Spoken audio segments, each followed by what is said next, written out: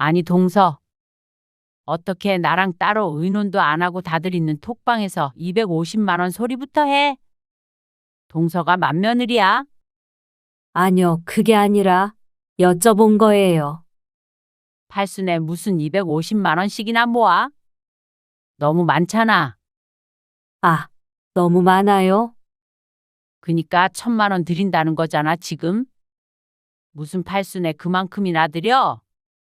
칠순도 그렇고 환갑에도 잔치도 안 해드렸잖아요. 원래 그때는 안 하는 거라니까. 그럼 팔순은요? 팔순도 그냥 조용히 식사만 하고 끝내. 한 30만 원씩만 모으고. 저는 30만 원은 못 하겠어요. 차라리 각자 하죠. 1,000만 원 모아서 드리는 건 하지 말고요. 나이도 먹을 만큼 먹었는데 동서는 왜 그렇게 생각이 짧아?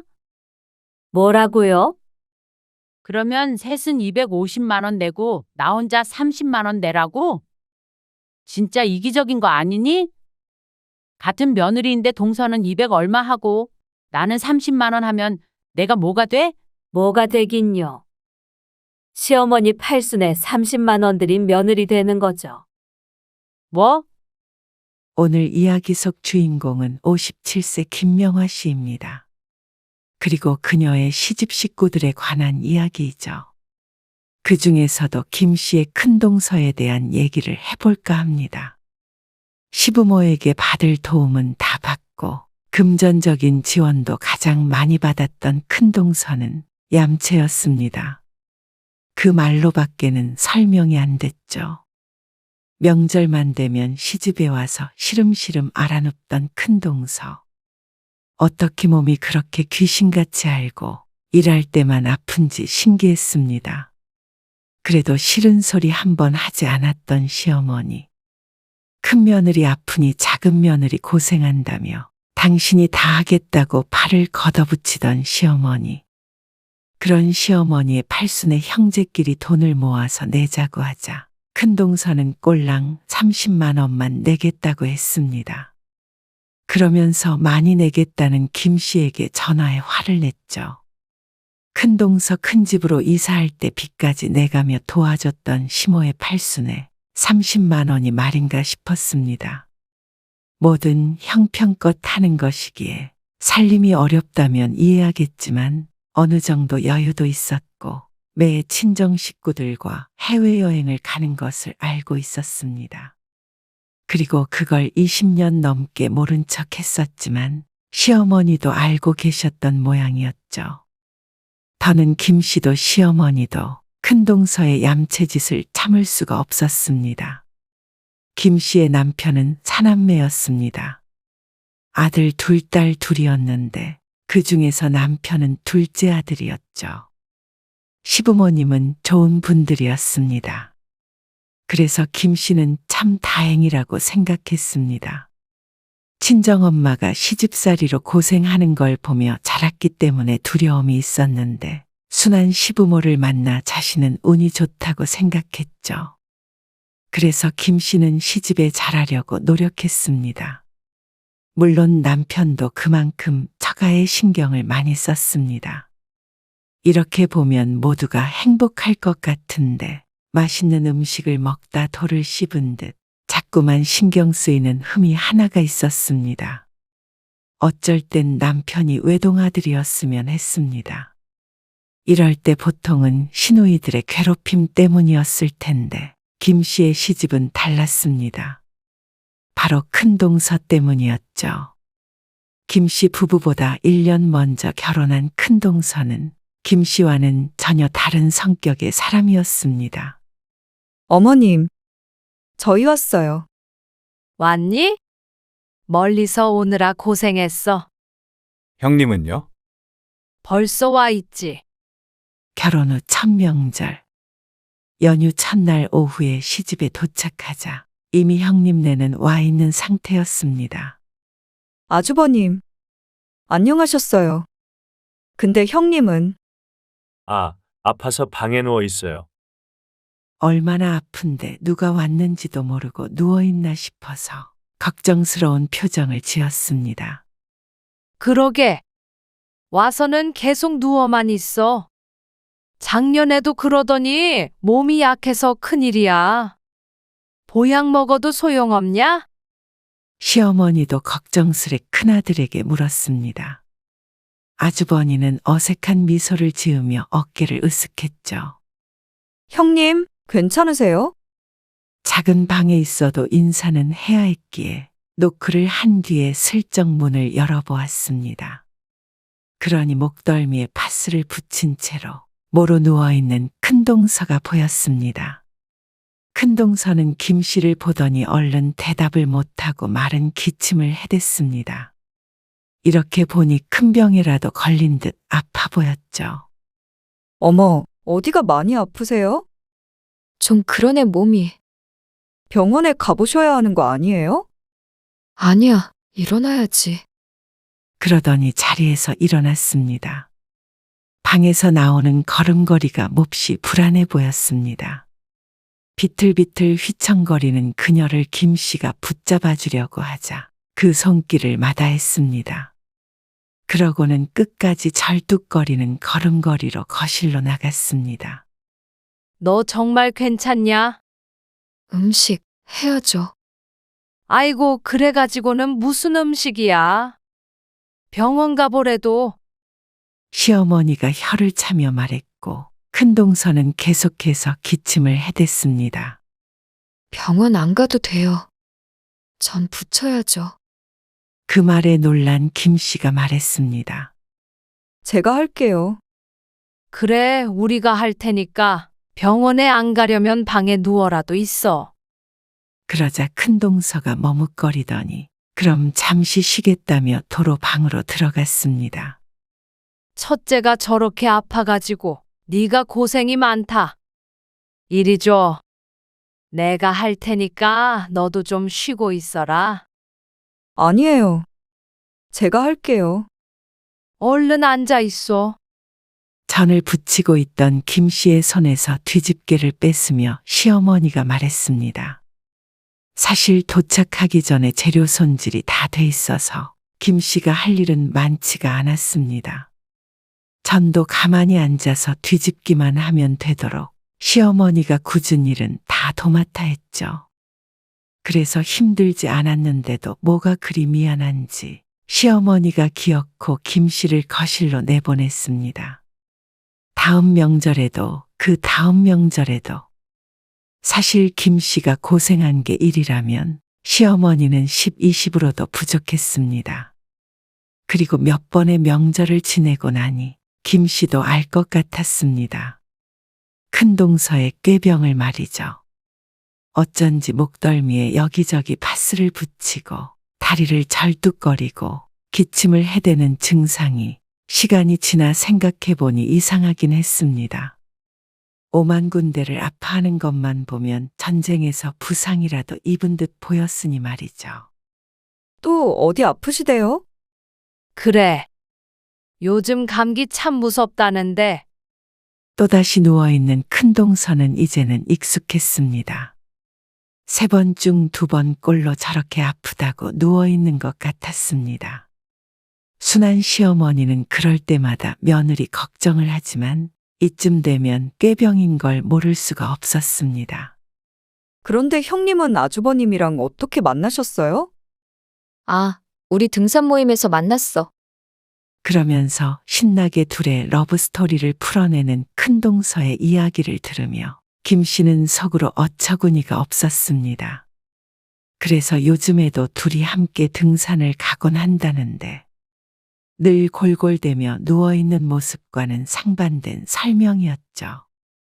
시어머니에게는 세상에 다시 없을 허약한 며느리였는데 얘기만 들어보면 무척 건강하고 재미지게 사는 것 같았습니다. 며느리로서 이해가 안 가는 건 아니었습니다. 시집에 와서 불편하기도 할 거고 일하기 싫을 때도 있겠죠. 하지만 그로 인해서 더 고생해야 하는 사람들은 생각을 안 하나 싶었습니다. 시아버지마저도 일을 거두는데 어쩜 맏며느리가 돼서 저렇게 손을 놓고 있나 싶었습니다. 그래도 김 씨는 늘 큰동서를 웃으며 대하려고 노력했습니다. 시어머니가 그렇게 믿고 있는데 꾀병 같다는 소리도 할 수 없었고 1년에 몇 번 보지 않으니 괜히 분란을 만들고 싶지 않았죠. 그런데 큰동서는 어쩌다 가끔 꾀병을 안 부릴 때에도 꼭 앉아서 편하게 할 수 있는 일만 했습니다. 전이면 처음부터 끝까지 앉아서 세워라 내워라 점만 붙였고 마늘 까는 일을 시키면 앉아서 1시간 동안 마늘만 깠습니다. 동서. 이거 다 했는데. 쪽파 썰까? 네. 잠시만요. 다 까다 드릴게요. 조금씩 줘. 복잡하니까. 아이고, 손목이 좀 아프네. 둘 다 쉬엄쉬엄 해라. 그동안 김 씨와 시어머니가 이리 갔다 저리 갔다 분주히 움직이고 큰동서가 앉아서 할 수 있게끔 재료를 손질에다가 갖다 주었습니다.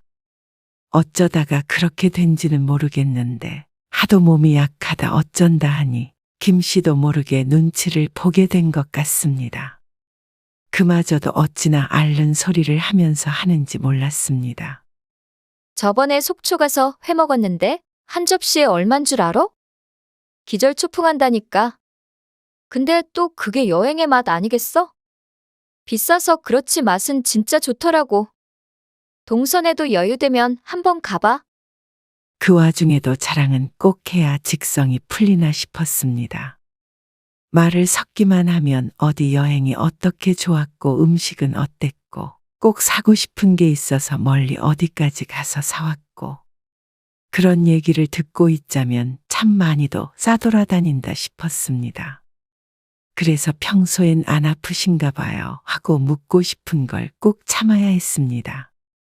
사람이 겪으면 겪을수록 어쩜 이렇게 밉상인지 몰랐습니다. 밥 먹을 때도 좋아하는 반찬이 있으면 아픈 척 하다가도 2공기를 거뜬히 먹고 입맛에 마땅한 게 없으면 아파서 못 먹겠다고 들어가서 설거지도 하지 않았습니다. 꾀병도 참 허술했지만 다들 둥글둥글해서 뭐라 하는 사람 하나 없었습니다. 그러니까 점점 더 하는 거겠죠. 그런 큰동서를 보니 억울해서 나도 꾀병을 좀 부려볼까 싶었습니다. 당신이? 답답해서 누워만 있을 수 있겠어? 어머니 신경 쓰인다고 나가서 돕겠지. 그래도 너무 밉잖아. 그래서 똑같은 사람 되게? 남편이 김 씨의 투정에 웃으며 대답했습니다. 그런데 김 씨의 계획은 실행될 수 없었습니다. 형수님 임신하셨다네. 정말?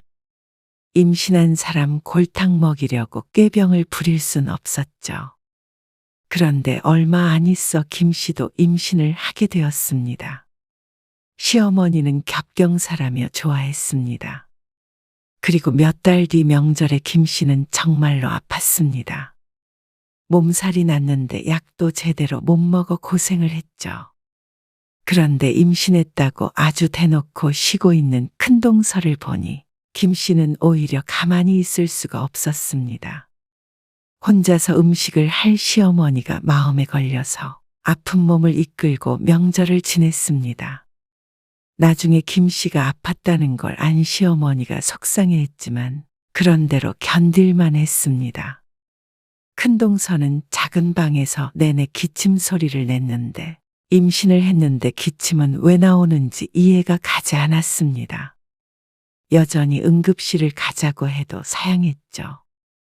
김 씨는 아이를 하나만 낳았지만 큰동선에는 아이를 셋이나 낳았습니다. 시간이 지나도 그놈의 얌체짓은 여전했습니다. 한때는 이런저런 핑계를 대고 시집에 안 갈 수도 있는데 왜 참석은 꼬박꼬박 하나 의아할 때도 있었습니다. 아파서 못 온다고 하면 이해해주지 않을 시부모님이 아니었으니 말이죠. 하지만 이유가 있었습니다. 여기 이거 받아라. 어머나, 이게 뭐예요? 명절인데 애들 용돈 줘야지. 막내도 주시는 거예요? 그럼 우리 애기도 줘야지. 갓난쟁이 막내 손주에게까지 용돈을 챙겨주는 시어머니 때문에 참 열심히도 참석했습니다. 아마 셋의 용돈을 합치면 명절에 하루 자고 갈 만하다고 생각했겠죠. 시어머니는 명절에 자식이 용돈을 30만 원을 주면 이래저래 용돈으로 50은 넘게 쓰시는 분이었습니다. 음식 준비하는 비용도 한사코 거절했고 자식들에게 베푸는 것을 낙으로 사시는 듯 했죠. 그러니까 큰동서가 참 시집을 잘 만났습니다. 애들 줄줄이 데리고 와서 누워있으면 용돈도 타가니 얼마나 좋겠나 싶었습니다. 기센 시누이들도 큰동서라면 혀를 찰 정도로 이기적이고 밉살스러운 사람이었습니다. 그럼에도 불구하고 시부모의 도움을 가장 많이 받은 것이 큰동서네였습니다. 여시 같은 성격에 순한 시어머니를 꼬드기는 일엔 타고났죠. 큰동서네는 시집 근처로 이사를 했습니다. 그리고 애 셋을 시어머니가 봐주는 듯 했습니다. 어머님, 힘들지 않으세요? 무릎이 좋지 않은 시어머니가 걱정되어 묻자 힘들어도 손주들이 예쁘다는 대답이 돌아왔습니다. 애들 키우는 큰애가 힘들지. 나는 가끔 봐주는 거고. 시어머니는 오히려 큰 며느리 걱정을 했지만 멀리서 보기만 해도 가끔이 아닌 듯 했습니다. 그런데 시어머니가 김 씨에게 조심스럽게 말했습니다. 이번에 이사할 때 말이야. 애가 셋이니까 큰 집으로 가야 한다고 성호가 부탁을 해가지고. 집 사는데 좀 보태줬어. 아, 그러셨어요? 여유가 있으신가 싶었는데 시어머니가 먼저 말했습니다. 집담보대출을 좀 받았거든. 그 말에 김 씨가 놀라서 되물었습니다. 담보대출이요? 그래. 그래서 혹시라도 너희 서운해하지 말라고. 너희들도 틀림없이 똑같이 나눠줄 거니까. 김 씨가 놀란 이유가 그것 때문이라고 생각한 듯 했지만 김 씨는 그저 대출까지 받아가면서 돈을 마련해 줬다는 것에 걱정이 되었을 뿐이었습니다. 너희도 그렇고 선숙이 선미도 똑같이 챙겨줄게. 그러니까 형제간에 혹시라도 의상하지 말어. 의 안 상해요. 저희 안 챙겨주셔도 되고요. 어머님, 아버님 맛있는 거 드시고 여행 다니시고 그렇게 지내세요. 저희도 먹고 살만해요. 애써 밝은 목소리로 말했지만 그래도 속상하긴 했습니다. 가까이 산다는 이유로 시부모님만 이래저래 희생을 하는 것 같아서 말이죠. 그리고 지금껏 사는 동안 김씨네 부부도 도움을 여러 번 받았습니다. 큰동서네처럼 돈을 받은 적은 없지만 어떤 형태로든 도움을 받았다면 돌려드리려고 노력했습니다. 7년 전 시아버지의 칠순 때였습니다. 형님, 아버님 칠순 때 어떻게 할까요? 잔치는 원하지 않으시는 것 같아서요. 아이고 칠순에 무슨 잔치까지 해? 요즘에 그러면 사람들이 흉 봐. 흉을 봐요. 그래? 뭐든 간소하게 해. 간소하게. 그래도 칠순이신데 환갑도 밥 한 끼 먹고 끝냈잖아요. 시아버지 칠순에 대해 상의를 하려고 전화를 걸었더니 큰동서의 목소리에는 귀찮음이 가득했습니다. 동서? 동서가 첫째 해. 나는 시가 일이라면 골치부터 아파. 그 말에 당황스러워 선뜻 대답이 나오지 않았습니다. 뭘 했다고 골치가 아픈지 몰랐습니다. 살면서 큰동서네가 시집 식구를 위해 무얼 했는지 아무리 떠올리려고 해봐도 떠오르지가 않았습니다. 그러면 여행이라도 보내드리는 건요? 여행? 어디로? 해외가 부담스러우면 제주도라도요. 모르겠다. 우리는 그냥 선물 하나 드리려고. 알겠어요. 더 이상 대화의 여지가 없어 끊어야 했습니다. 괜스레 마음이 좋지 않았습니다. 시집 행사에는 늘 이런 식으로 김 씨에게 떠넘기며 알아서 하란 식이었습니다. 그래서 김 씨는 가까운 데라도 해외여행을 가자 싶어서 남편과 상의를 했습니다. 결국 시부모님과 동남아를 가기로 했는데 막상 예약을 하자 큰형님네도 같이 가고 싶다는 뜻을 내비쳤습니다. 그런데 어차피 숙소는 예약을 했으니 비행기 값만 내고 가겠다고 했습니다. 김 씨가 어처구니가 없어 하는데 시어머니가 대신 내겠다고 했습니다. 그러다가 결국 여행 비용을 전부 시어머니가 내겠다는 말까지 했죠. 아니에요. 형님 말처럼 비행기 값만 추가되는 건데요. 저희가 낼게요. 저가 항공이라서 그렇게 안 비싸요. 그렇다고 적은 돈도 아니었지만 그냥 그 돈 내고 말자 싶었습니다. 어머, 고마워. 땡 잡았네. 염치 없는 큰동서는 좋다고 웃었습니다. 김 씨는 단언할 수 있었습니다. 김 씨가 살면서 본 사람들 중에 가장 얌체가 큰동서라는 걸 말이죠. 그 뒤로도 크고 작은 일들이 있었습니다.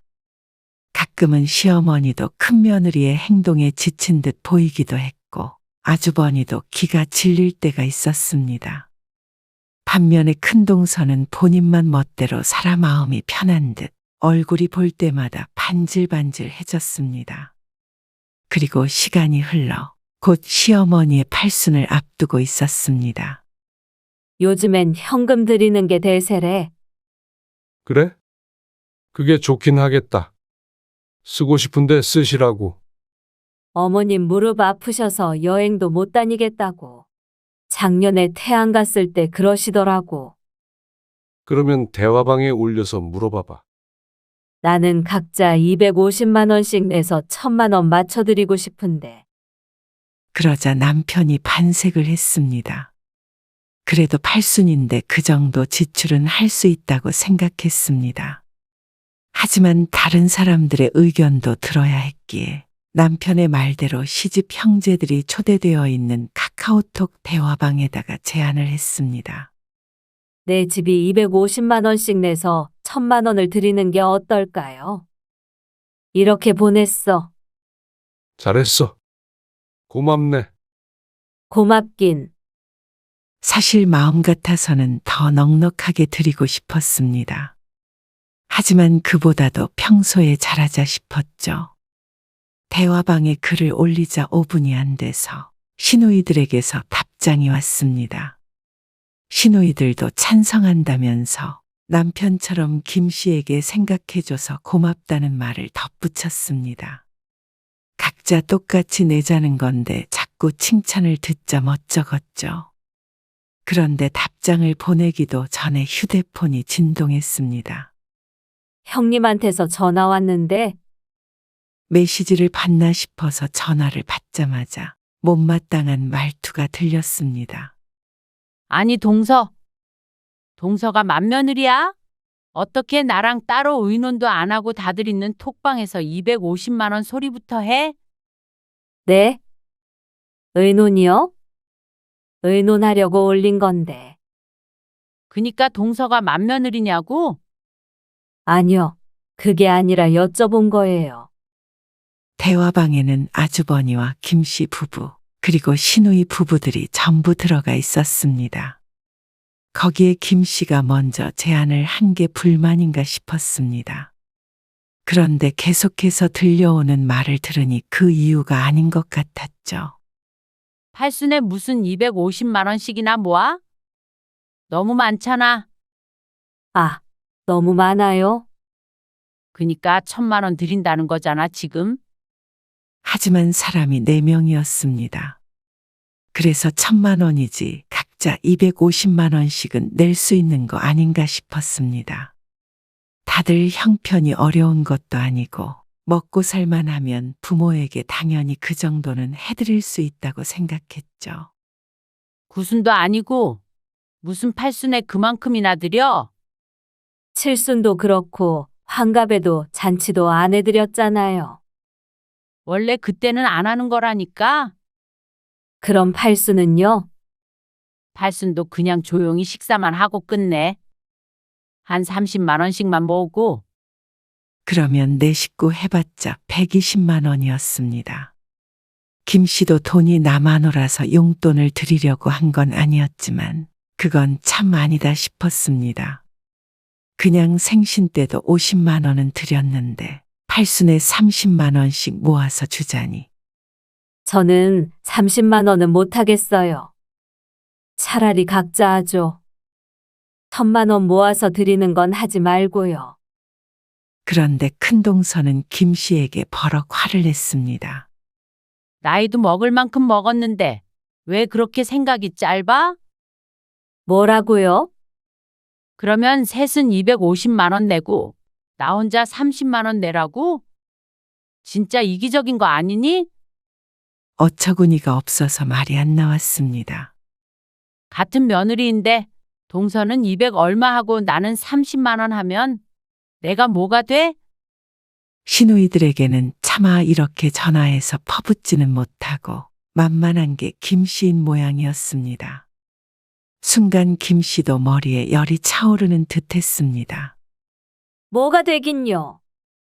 팔순에 30만 원 들인 며느리 되는 거죠. 뭐? 큰동서가 김 씨의 말에 당황한 듯 어버버하고 웅얼거렸습니다. 용돈 드려도 명절이나 그런 때 애들 용돈으로 다 돌려주시잖아요. 뭐?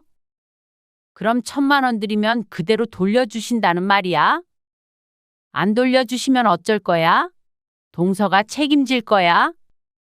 무슨 이런 사람이 다 있나 싶었습니다.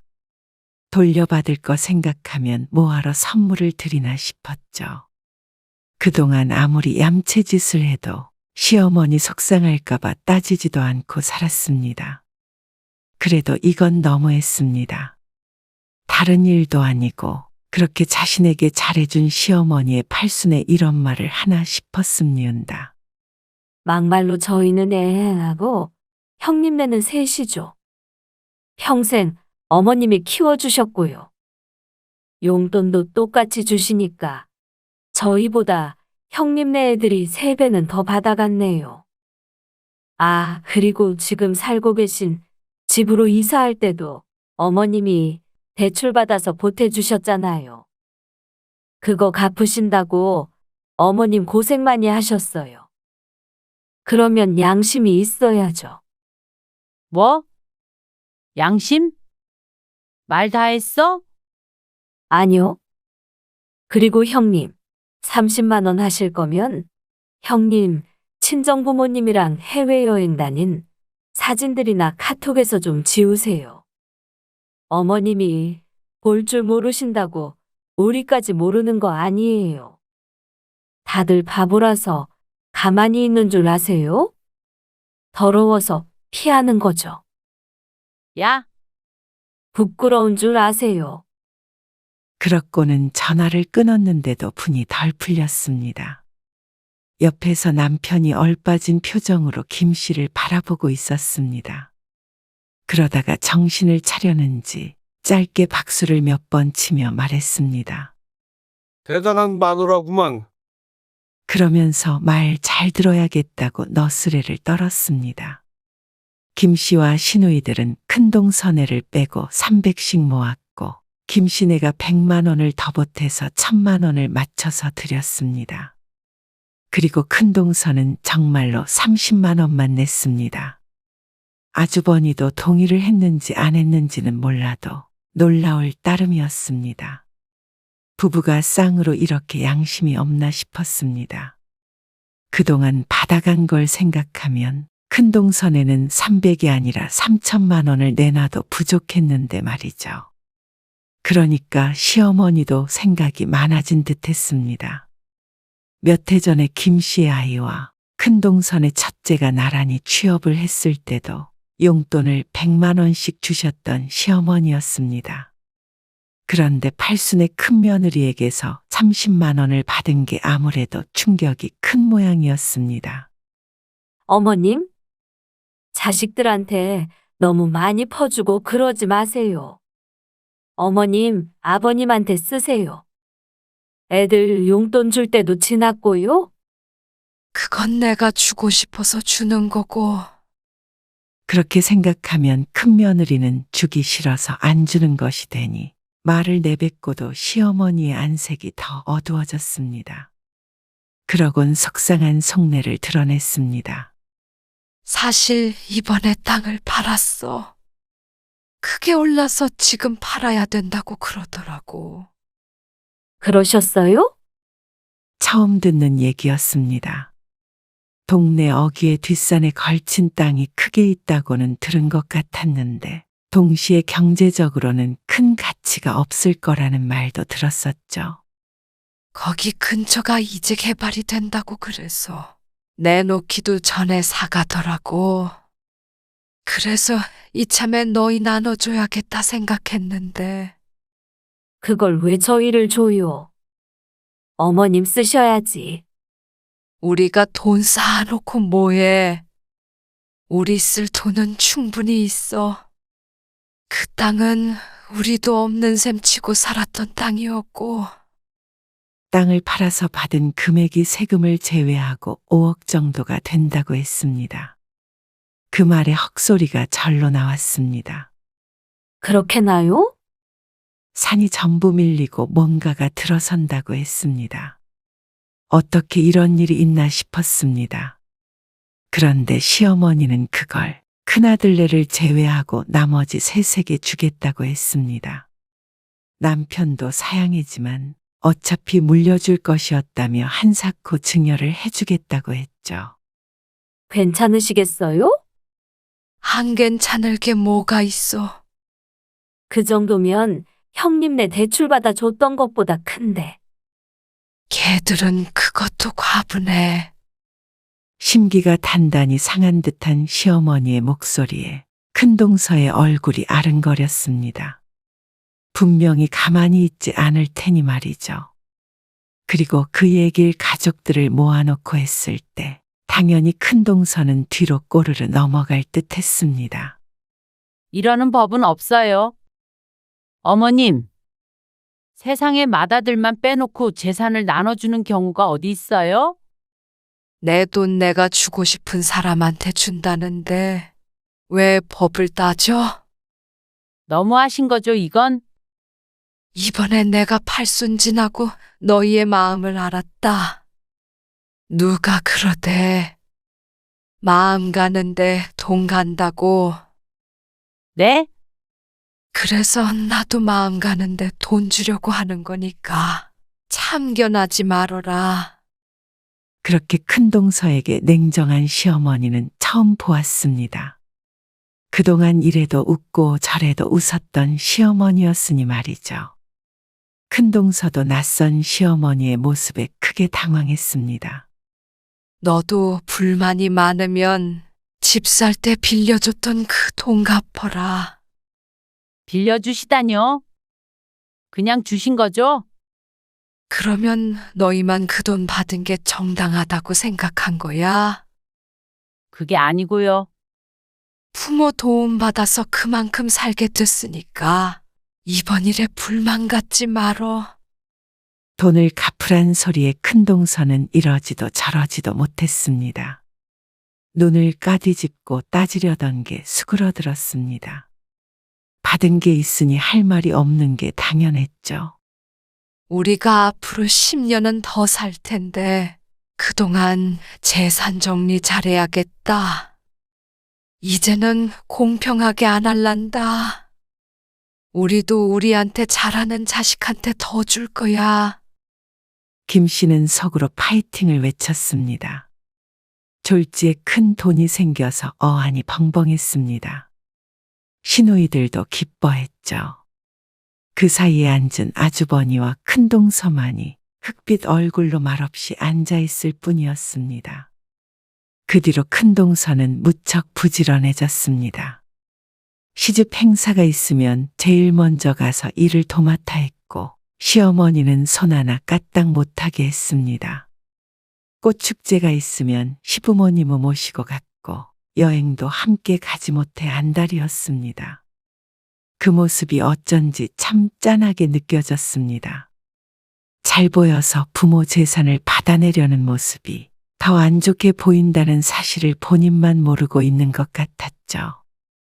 이미 늦은 듯 했습니다.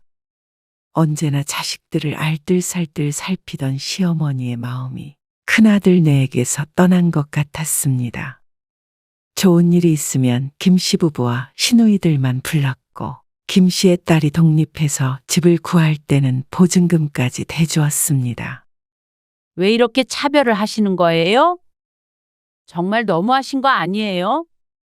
저희 애들 어머님 손에 컸어요. 큰동서는 무척 억울한 것 같았습니다. 하지만 시어머니도 그렇고 김씨도 그렇고 할 말은 많았습니다. 너무한 건 너희들이야.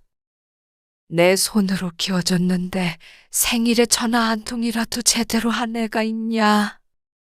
너희 애들 키워주면서 내가 돈 한 푼이라도 받은 적이 있냐? 기억 근댄 너희는 부모를 위해 뭘 했냐? 그러자 할 말이 있을 리가 없었습니다. 그 정도 대접받으면서 살았으면 마음 곱게 먹어라. 그동안 네가 아무리 못나게 굴어도 둘째가 뭐라고 불평이라도 한 적이 있냐? 말없이 네 목까지 한 둘째 며느리한테 더 마음 써도 넌 할 말 없어. 은근슬에 그동안 큰 며느리의 얌체짓을 알고 있었다는 듯이 말하는 시어머니. 이제 나도 부모 생각해주는 자식들만 챙기면서 살련다. 그러자 큰동서는 크게 상심했습니다. 하지만 돈갚으라는 소리가 또 나올까 싶어 무서웠는지 어쨌는지 다시 따져 묻지도 못했죠.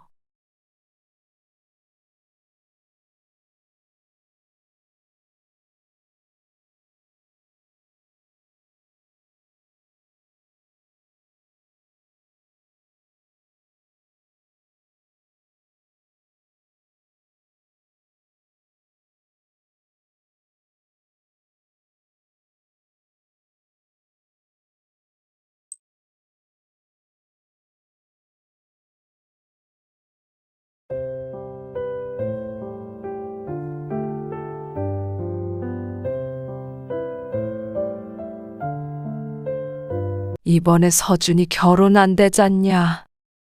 친할머니가 돼가지고 그래도 보탬이 돼야 할 거 아니야.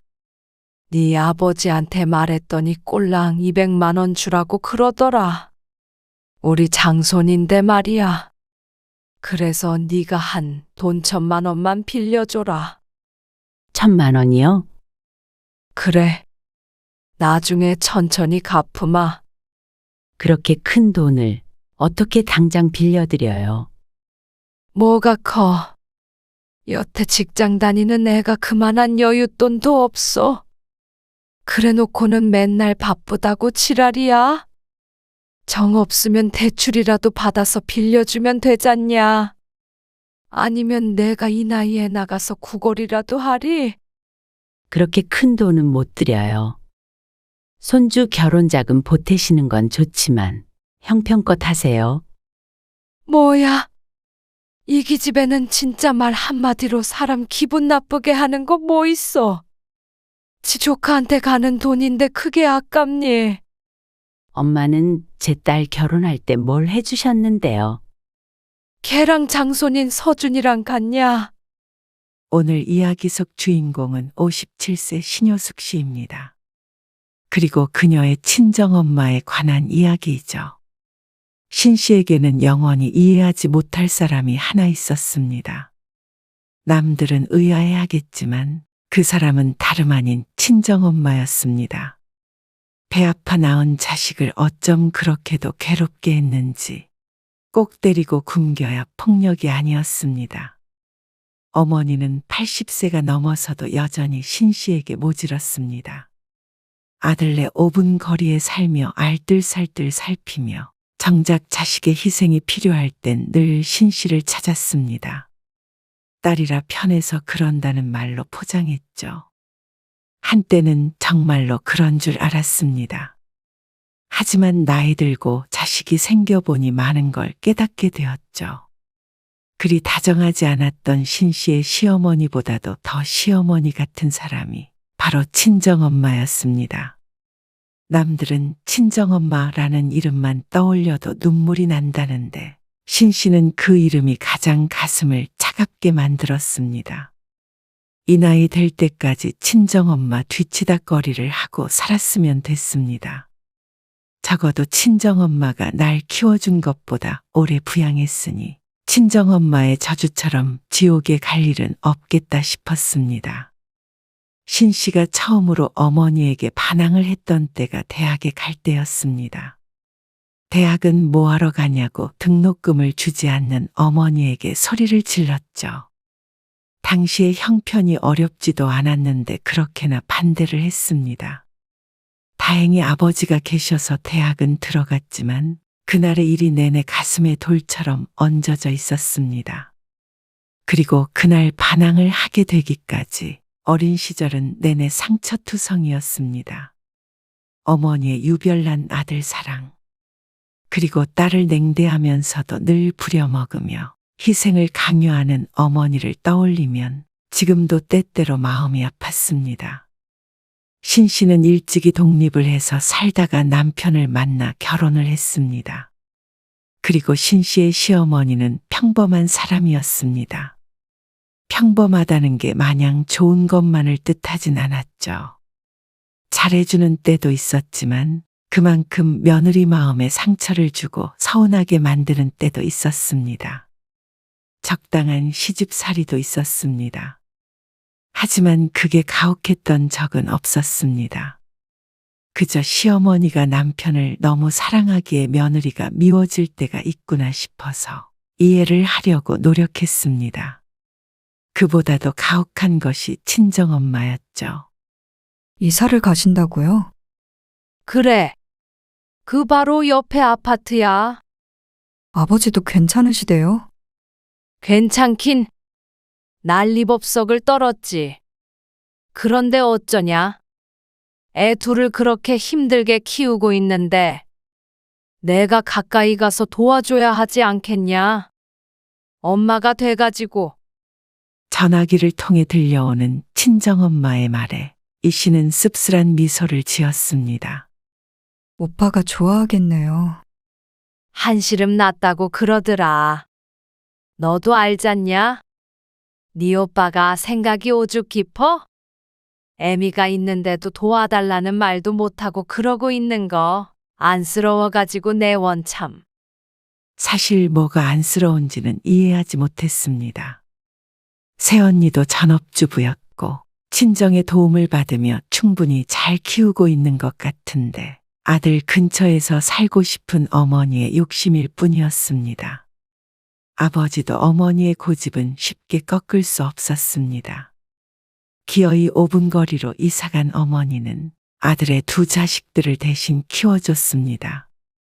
그리고 신 씨가 결혼해 낳은 아이 둘.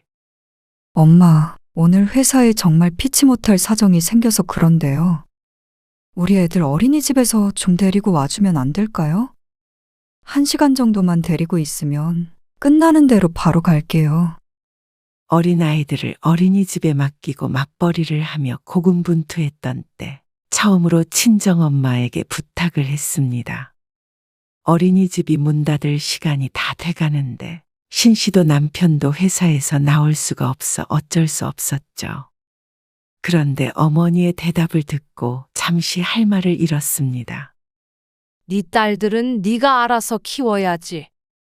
자꾸 그렇게 도움받아 버릇하면 나중에 더 힘들어서 못 써. 그 와중에 들리는 조카들의 목소리. 오빠의 집에 가 있는 것 같았습니다. 지금 오빠네 있는 거 아니에요? 새언니도 있잖아요. 얘들은 내가 봐주기로 먼저 약속을 한 거고. 잠깐 1시간도 안 돼요. 아이고. 1시간이고 2시간이고 내가 어떻게 봐주니? 아니, 서진이 서윤이는 몇 년 동안 키워주셨으면서 어떻게 제 애들은 1시간도 안 봐주세요. 야야. 뭐 부모가 애 봐주는 게 당연한 거야? 참나? 부탁할 거면 너도 네 시어머니한테 봐달라고 해. 애들 밥 해줘야 해. 일단 끊자. 일단 끊자고는 했지만 그게 끝이었습니다. 어떻게 4시간 거리에 살고 있는 시어머니에게 부탁을 하란 소리인지 몰랐습니다. 그래서 신 씨는 하는 수 없이 친분이 있던 이웃에게 부탁을 해야 했습니다. 오며 가며 알고 지냈어도 애를 맡길 정도는 아니었지만 달리 부탁할 사람이 없었습니다. 그러다가 모처럼 주말에 연락이 온 어머니. 애들은? 집에 있어요. 정서방은? 오늘 출근했어요. 그래? 그러면 애들 봐줄 테니까 우리 집에 와서 좀 쉴래? 아, 아니요, 괜찮아요. 집에서 보면 돼요. 주말이라 바쁜 일도 없었습니다. 지난번에 들었던 말 때문에 어머니와 통화하는 게 불편해서 거절했더니 한사코 오라면서 같이 점심을 먹자고 했습니다. 장모님이 그렇게 전화 끊고 마음 불편하셨나 보다.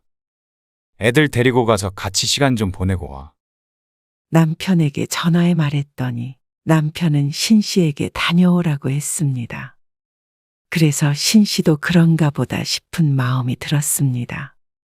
어머니도 마음이 약해질 때가 있구나 생각했죠. 그렇게 어린아이 둘을 데리고 어머니의 집에 도착했던 때, 어머니는 대뜸 고무장갑을 내밀며 말했습니다. 애들은 내가 보고 있을 테니까. 너는 일단 여기 청소 좀 해라. 네 아버지 또 집 더럽다고 난리야. 아버지 없을 때 후딱 해버려야지.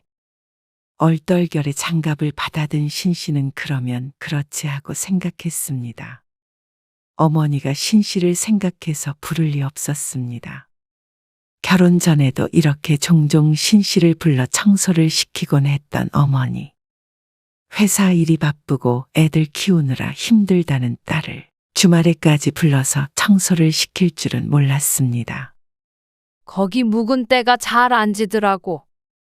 부엌은 온통 끈적거리고 새카맸습니다. 여기서 밥을 지어서 먹었을 걸 생각하니 속이 좋지 않았습니다. 살림살이는 어찌나 많은지 내 식구가 사는 신 씨의 집보다도 어수선했습니다. 방이 3개였는데 안방을 제외한 2방은 발도 들이기 힘들었습니다. 어느 방은 문을 여는 것조차 애를 써야 했죠. 식탁은 온갖 잡동사니로 앉아서 식사할 공간이 없었습니다. 신 씨는 당장이라도 애들을 데리고 뛰쳐나가고 싶었습니다. 하지만 아버지를 생각해서 참았습니다. 이렇게 지내다가는 병이라도 걸릴까봐 무서웠죠.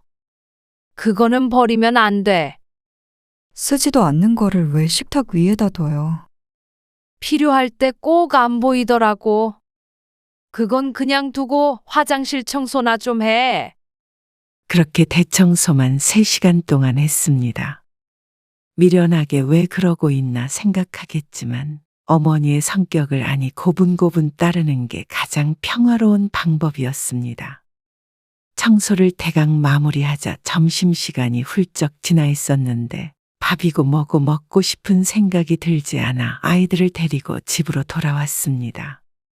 아이들 먹을 밥을 차리는데 자꾸만 보채는 애들에게 짜증을 내게 되었습니다. 몸도 힘들고 머릿속도 괴로우니 괜히 아이들에게 화풀이를 한 듯해서 더 자괴감이 들었습니다. 그런 그녀를 보며 남편도 속상해했죠. 너 시집에 언제 가? 전날 오전에 출발해요. 그렇게 일찍? 차 막혀서 그때 출발해야 저녁 전에 도착하죠. 그래? 그러면 연휴 시작하기 전에 퇴근하고 우리 집으로 와. 왜요?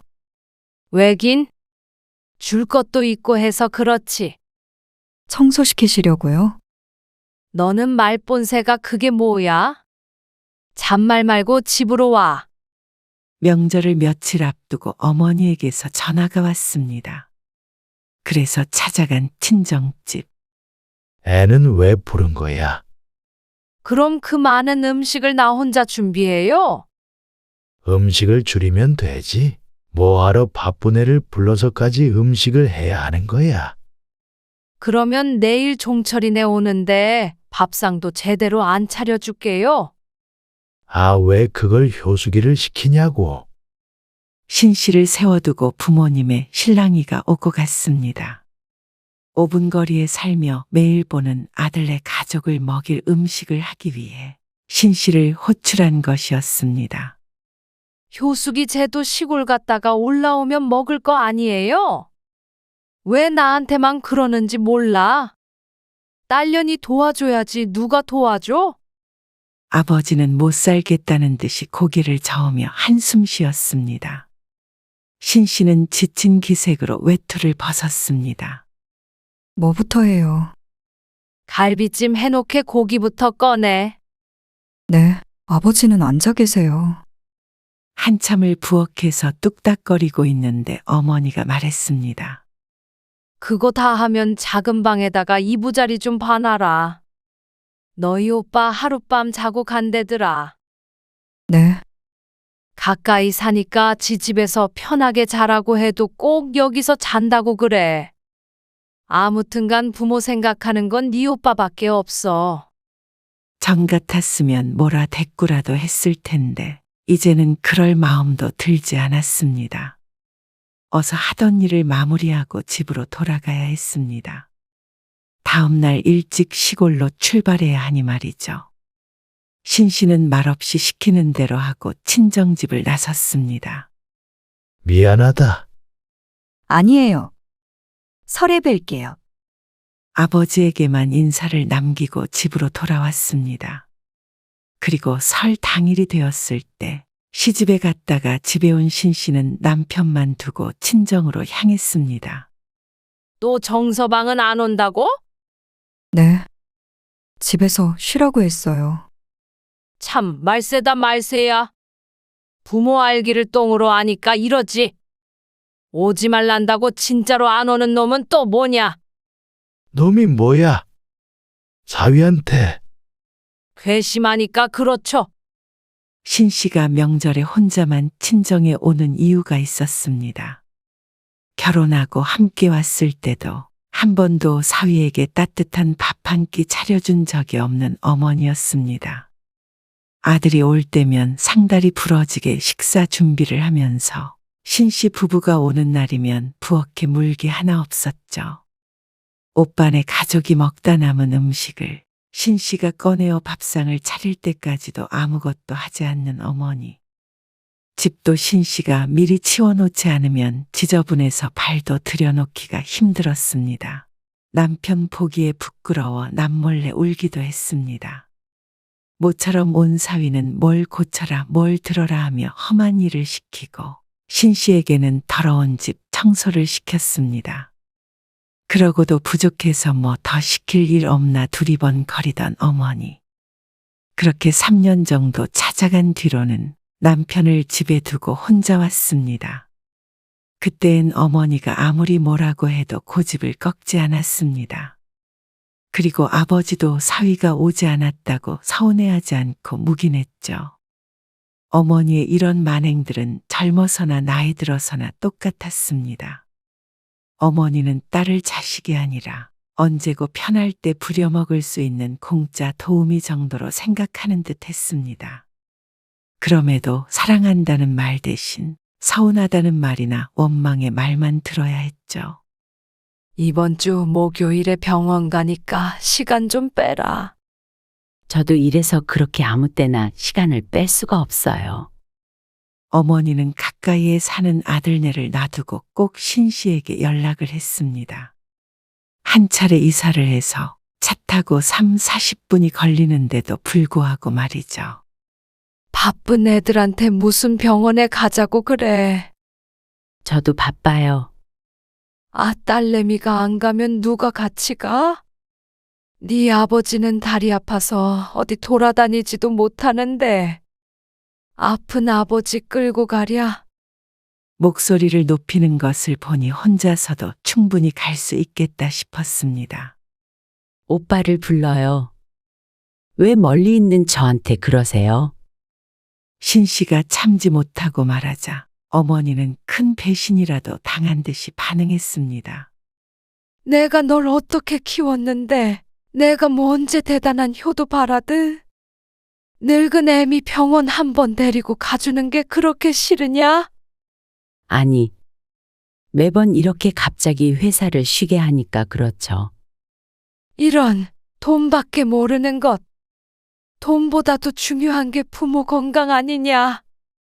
그 소리를 왜 사랑에 맞지 않는 아들에게는 안 하는지 몰랐습니다. 도대체 왜 그러시는데요? 엄마도 오빠랑 가는 게 더 편하시잖아요. 그러자 어머니는 갑자기 목소리를 낮추며 말했습니다. 당연히 애미 된 입장에서 아들보다 딸이 편해서 그런 거 아니냐? 모르는 사람이 들었다면 퍽 안타까운 어조였습니다. 하지만 모두 거짓말이었습니다. 아들이 딸보다 귀해서였습니다. 이 나이가 되는 동안 무수히 많은 깨달음이 있었죠. 주변 사람들도 다들 말했습니다. 엄마가 딸한테 많이 의지하네. 아이고, 좋겠어. 나도 이런 딸 하나 낳았어야 했는데. 하지만 모르는 소리였습니다. 어머니는 편하다는 핑계로 유독 신 씨에게만 함부로 대했습니다.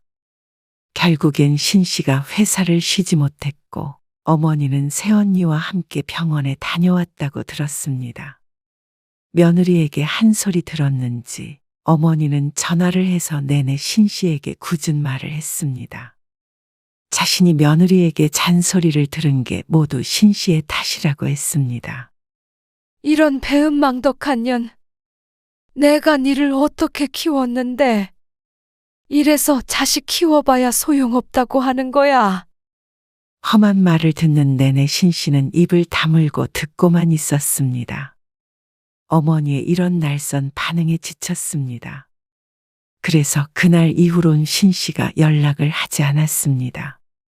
그렇게 한 달 정도를 냉전 상태로 지냈죠. 하루에 몇 번씩이고 전화하던 어머니도 신 씨에게 단단히 화가 났는지 전화하지 않았습니다. 그래놓고는 한 달 뒤 어머니는 아무 일도 없었다는 듯이 전화에 말했습니다. 가스비가 26만 원이나 나왔지 뭐냐. 뭘 하면 그렇게 가스비가 나오는지 궁금했습니다. 요즘 으슬으슬 추워서 좀 많이 쓰긴 했는데 집이 낡아서 그런지 말이야. 순전히 도둑놈들이야, 아주. 그러세요. 아무튼간 이건 네가 좀 붙여줘라. 당연하다는 듯이 내뱉는 말에 어처구니 없는 웃음이 났습니다.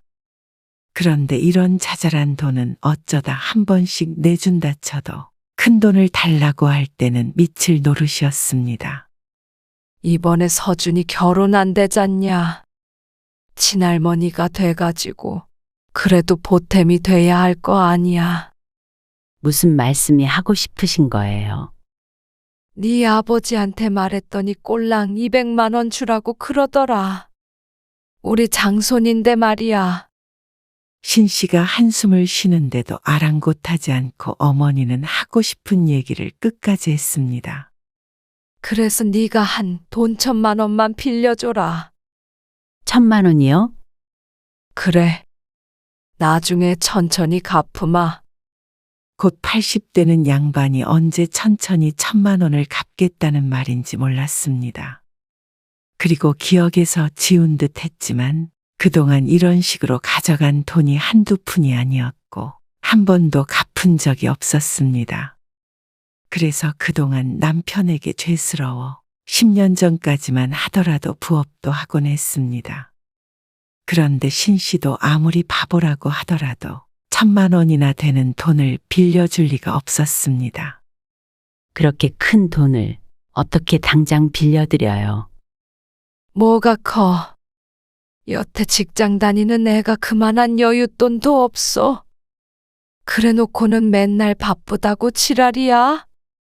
한심하다는 듯이 혀를 차며 말하는 어머니 때문에 신 씨는 또다시 얼굴이 일그러졌습니다. 신 씨에게 개인적을 쓸 수 있는 돈이 200만 원 정도 있었는데 그거라도 빌려드려야 하나 싶던 찰나에 정신이 번쩍 들었습니다. 정 없으면 대출이라도 받아서 빌려주면 되잖냐. 아니면 내가 이 나이에 나가서 구걸이라도 하리. 어째서 조카가 결혼을 하는데 신 씨가 대출을 받아서 어머니에게 돈을 빌려줘야 하는지 이해가 가지 않았습니다. 그리고 구걸이라도 해서 그 돈을 마련해 손주에게 주겠다는 의지가 놀라웠죠. 신 씨는 딸들이 돈 버느라 새벽같이 집을 나서 직장에 다니는 것조차 짠하고 안타까웠습니다. 그래서 뭐든 도와주고 싶은 마음이 들었습니다. 그런데 어쩜 신 씨의 어머니는 항상 딸에게서 뭘 가져갈 게 없나 살폈습니다. 어쩜 엄마라는 이름으로 그렇게 이기적일 수 있을까요? 신 씨의 눈시울이 붉어졌습니다.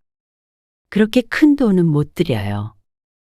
손주 결혼 자금 보태시는 건 좋지만 형편껏 하세요. 뭐야? 이 기집애는 진짜 말 한마디로 사람 기분 나쁘게 하는 거 뭐 있어? 지 조카한테 가는 돈인데 크게 아깝니? 엄마는 제 딸 결혼할 때 뭘 해주셨는데요? 신 씨의 첫째 딸이 결혼할 때 축의금을 10만 원 했던 어머니였습니다. 그런데 조카의 결혼에는 1,000만 원이나 빚을 져서 줄 생각을 하고 있다는 게 기가 찼습니다. 아버지는 알고 계신 거예요? 아버지 얘기가 나오자 뜨끔했는지 말을 멈췄습니다. 네 아버지한테 얘기했단 봐라.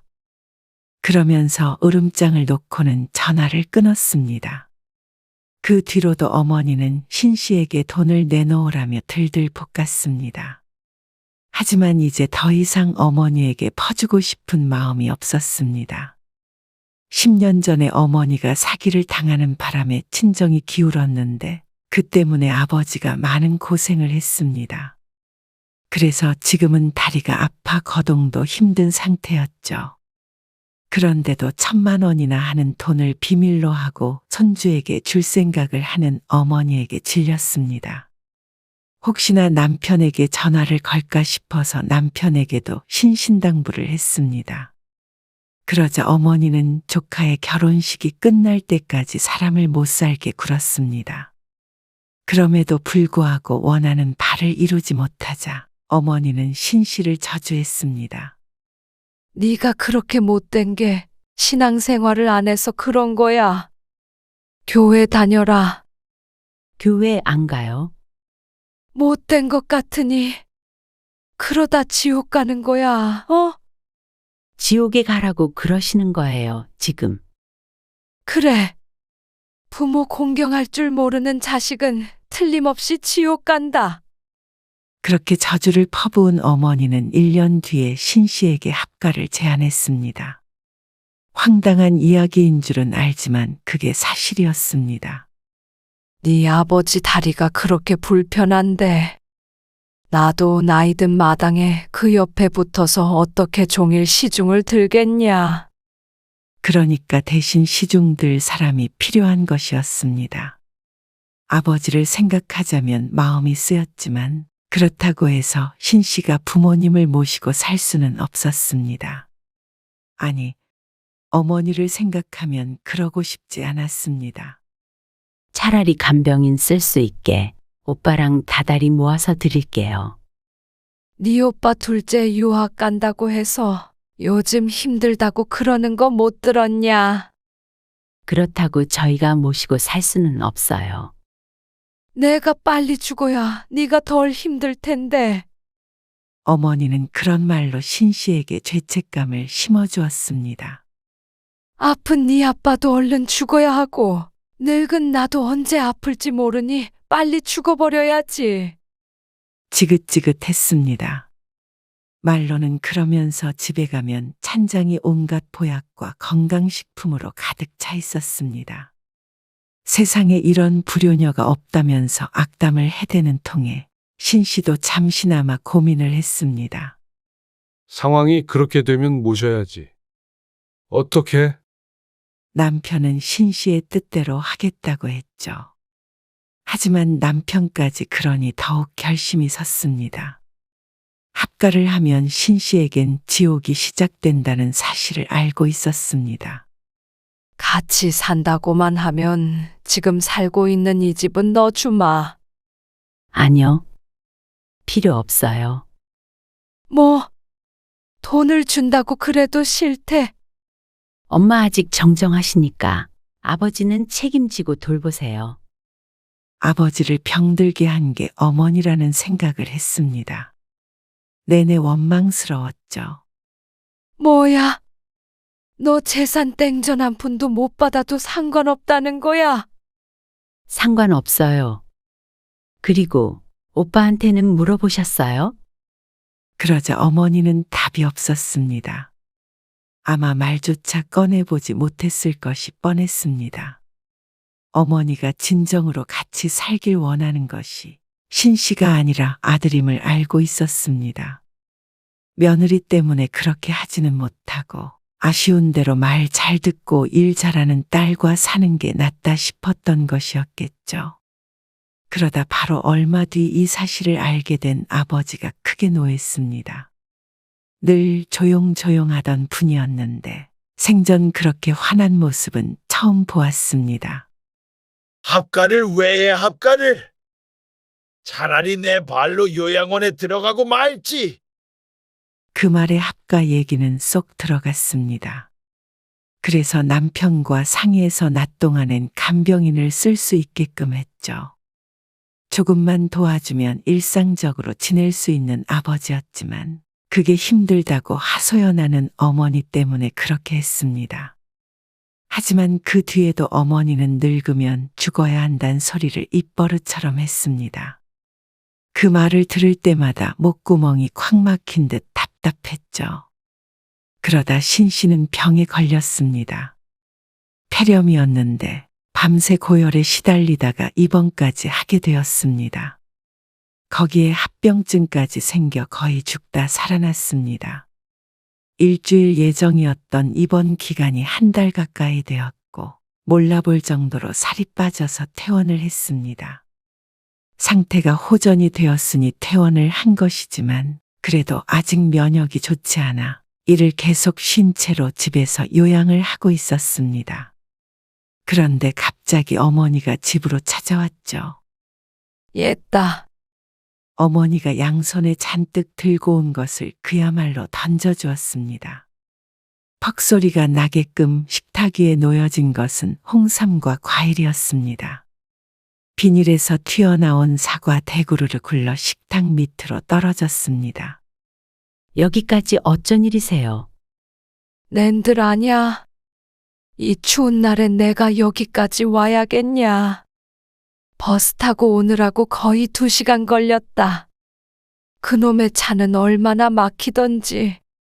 어머니가 투덜댔습니다. 그런데 왜 오신 거예요? 입원해 있는 동안 전화 한 통 없던 어머니였습니다.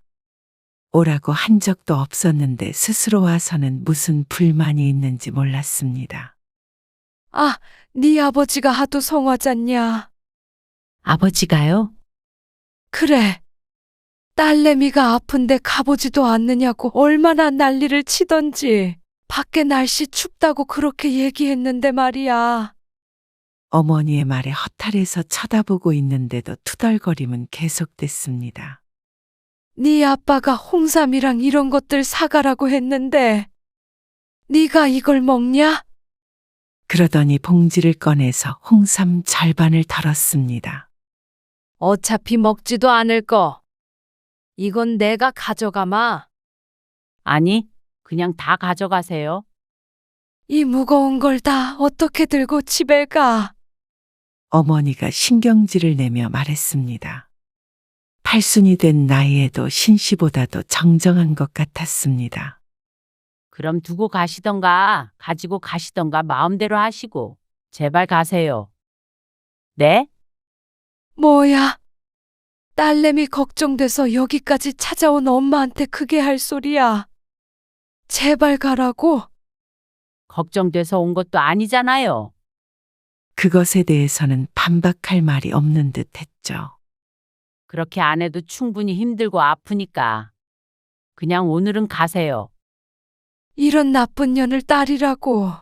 지를 어떻게 키웠는지 알면 이런 말 못하지. 효도는 못할 망정 사사건건 지가 잘났다고? 에잉? 엄마가 절 어떻게 키우셨는데요? 뭐야? 엄마한테 자식은 오빠뿐이잖아요. 효도요? 그러면서 콧웃음을 치자 그게 어머니의 심기를 건든 것 같았습니다. 얼굴이 벌개져서 곧 쓰러질 것처럼 소리를 쳤습니다. 괜히 왔다 하며 이러니 하늘에서 천벌을 줘서 아픈 것이라고 했습니다. 이제는 마음이 아프지도 않았습니다. 왜 엄마는 자식에게 무조건적인 사랑을 주지 않았는데 자식은 부모에게 무조건 효도해야 한다는 건지 이해가 안 갔습니다. 수십 년 쌓인 울분을 풀어낼 길이 없었습니다. 그저 최선은 날 괴롭게 하는 이 사람을 안 만나는 것이라고 생각했습니다. 신 씨가 쫓아내지 않아도 퍼부을 걸 다 퍼부은 어머니는 지옥에 떨어지련 하더니 현관문을 쾅 닫고 나갔습니다. 그리고 연락은 오지 않았습니다. 차라리 잘 됐다고 생각했습니다. 이 상황에 어머니의 화를 받아줄 기력도 없었습니다. 장모님 전화 안 하셨지? 언제 뭐 엄마가 내 생일이라고 전화나 한 번 한 적 있나? 남편이 한숨을 쉬었습니다. 아내인 신 씨가 못내 안타까운 듯 했습니다. 친부모와 등지고 사는 신 씨의 심정이 얼마나 아릴까 걱정하는 것 같았습니다. 하지만 남편의 생각과는 다르게 심 씨의 마음은 그 어느 때보다도 편했습니다. 친정엄마와 있을 땐 늘 거센 파도가 쳤던 바다였다면 이제는 호수처럼 고요했죠. 자식에게 안식처가 되어야 할 부모가 자식을 가장 괴롭히는 존재였습니다. 그런 부모라면 자식이 손을 놓아도 되지 않나 생각했습니다. 그리고 1년쯤 지났을 때 신 씨의 아버지가 돌아가셨습니다. 그때는 신 씨도 무너지듯 슬퍼했죠. 상실감을 추스르는데 시간이 걸렸습니다. 1년 동안 연락 한 통 없었던 어머니는 아버지가 돌아가시고 잠시 아들과 합가를 하고 2달 만에 다시금 신 씨에게 연락을 하기 시작했죠. 네 아빠도 가고 이 집 나가서 나 혼자 어떻게 사냐? 아들네는 불편해서 눈칫밥 먹느라 하루도 살 수가 없다. 그래서요. 너희 집으로 들어가야겠다. 맡겨놓은 걸 찾듯이 하는 말에 오랜만에 웃음이 날 것 같았습니다. 아버지의 장례식장에서도 신 씨를 본체만체 하더니 아들에게 쫓겨나게 생겼으니 이제와 딸을 찾아온 게 참 어머니답다 생각했죠. 아니요. 그 집에 꼭 붙어 계세요. 집도 팔아서 그 돈 오빠 다 주셨죠? 잘하셨어요. 그러니까 사랑하는 아들이랑 꼭 붙어 사세요. 뭐야? 너는 어쩜 애가 그렇게 냉정하냐? 제가 정말로 냉정했으면 애저녁에 엄마랑 영 끊었어요. 이런 나쁜 년, 천벌 받을 년. 그러니까 나쁜 년한테 이제 전화하지 마세요. 이제는 번호도 바꾸고 살 테니까요. 너는 나 죽으면 얼마나 후회하려고 그러냐? 그러면 엄마는 나중에 얼마나 후회하시려고 저한테 그러셨어요? 이게 끝까지 한마디를 안 줘? 이만 끊을게요. 잘 지내세요. 어머니가 무어라 하는 와중에 신 씨가 전화를 끊었습니다. 그리고 내 마음이 허락할 때까지는 친정엄마를 보지 않고 살겠다고 결심했습니다. 팔순이 지났으니 언제까지 사실지는 모르겠지만 그렇다고 나를 갉아먹으면서까지 얼굴 맞대고 살 수는 없었습니다. 내가 이렇게 부탁해도 안 되겠냐? 여기서 나가면 내가 어디 사냐? 나한테 너밖에 더 있냐? 얘들은 아주 못돼서 지들밖에 몰라. 그래도 나 생각해 준 건 너뿐이야. 근데 어떻게 길러준 부모를 버려? 다음 날 다시 전화를 해서 사람 속을 뒤집어 놓기에 곧바로 번호를 바꿔버렸습니다. 늘 짜증스럽고 화가 나 있던 어머니의 얼굴을 보지 않으니 평화가 찾아왔습니다. 한때는 스스로가 불효자란 생각에 괴로울 때도 있었지만 또다시 시간이 흐른 지금까지도 후회하지 않았습니다. 아직까지는 아들네 집에서 나왔다는 소식은 들리지 않았으니 나름대로 적응해서 살고 있는지도 몰랐습니다. 그런데 이러나 저러나 이제는 신 씨와는 상관없는 이야기일 뿐이었습니다. 설령 그 집에서 진짜로 쫓겨나더라도 말이죠. 그렇게 신 씨는 또다시 마음을 굳게 먹었죠.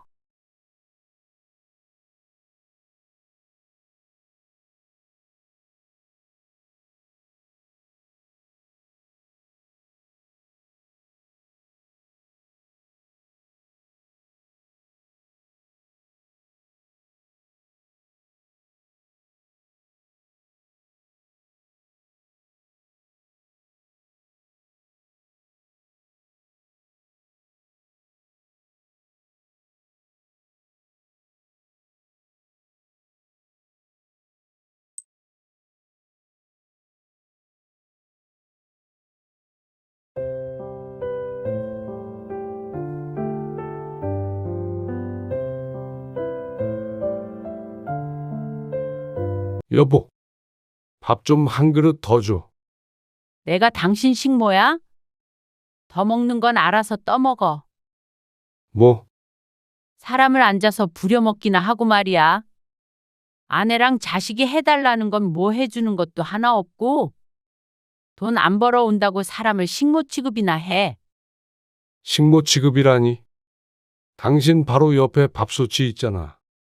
남들은 돈 벌면서도 부인을 모시고 살아. 밥 해주는 것도 지긋지긋하고 이렇게 식모 취급 당할 줄 알았으면 그 옛날에 당신이랑 결혼 안 했어. 나도 이런 삶이 될 줄 알았으면 안 했어. 뭐라고?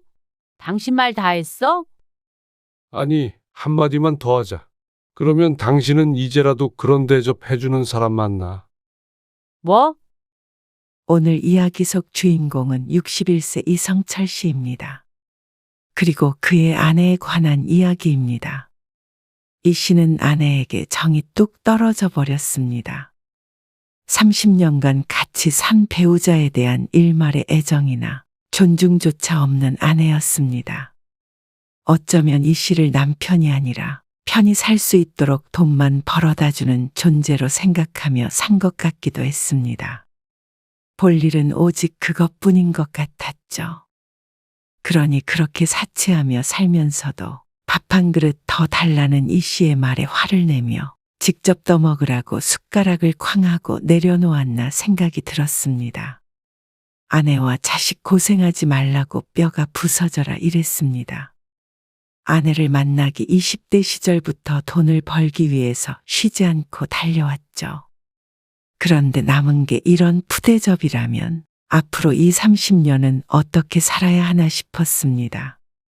경제 능력은 점점 줄어들 테니 지금보다 대우가 나아질 일은 없어 보였습니다. 가장인 이 씨가 돈을 벌어오는 건 당연하고 전업주부인 자신이 집안일을 하는 건 고되고 괴로운 일이라는 아내.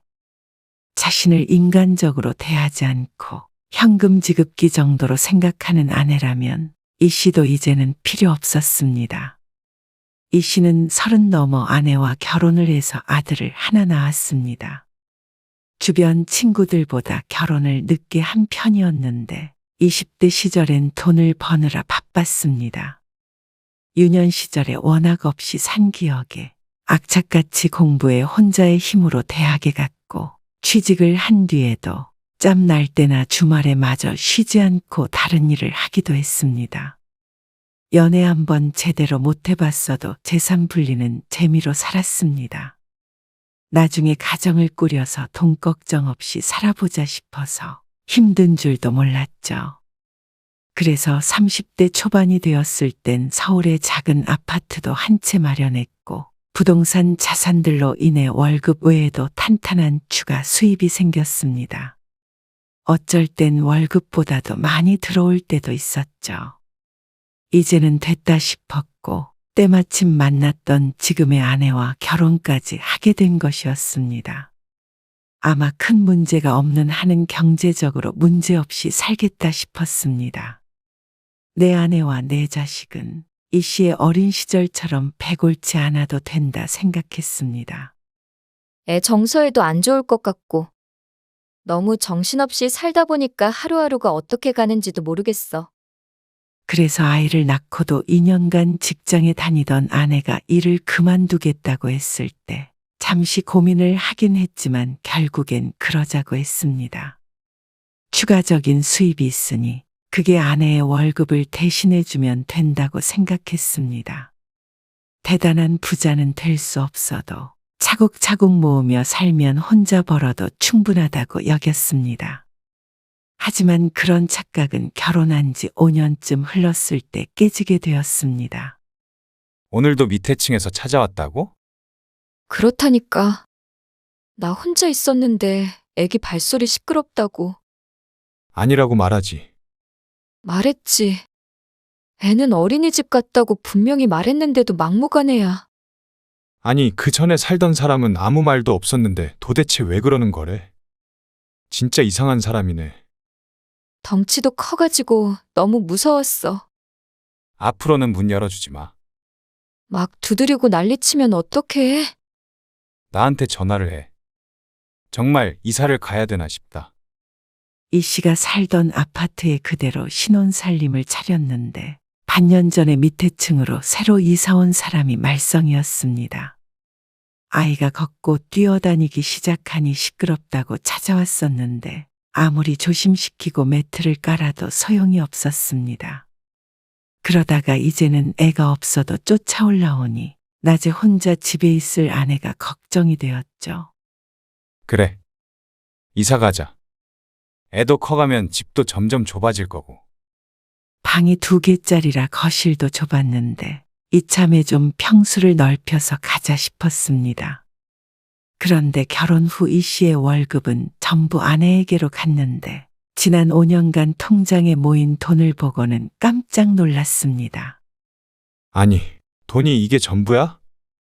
당시 돈으로 통장에 200만 원 남짓 들어 있었습니다. 월세도 다 당신 통장으로 들어가게 했잖아. 그 돈을 다 합치면 다달이 들어오는 돈이 상당했습니다.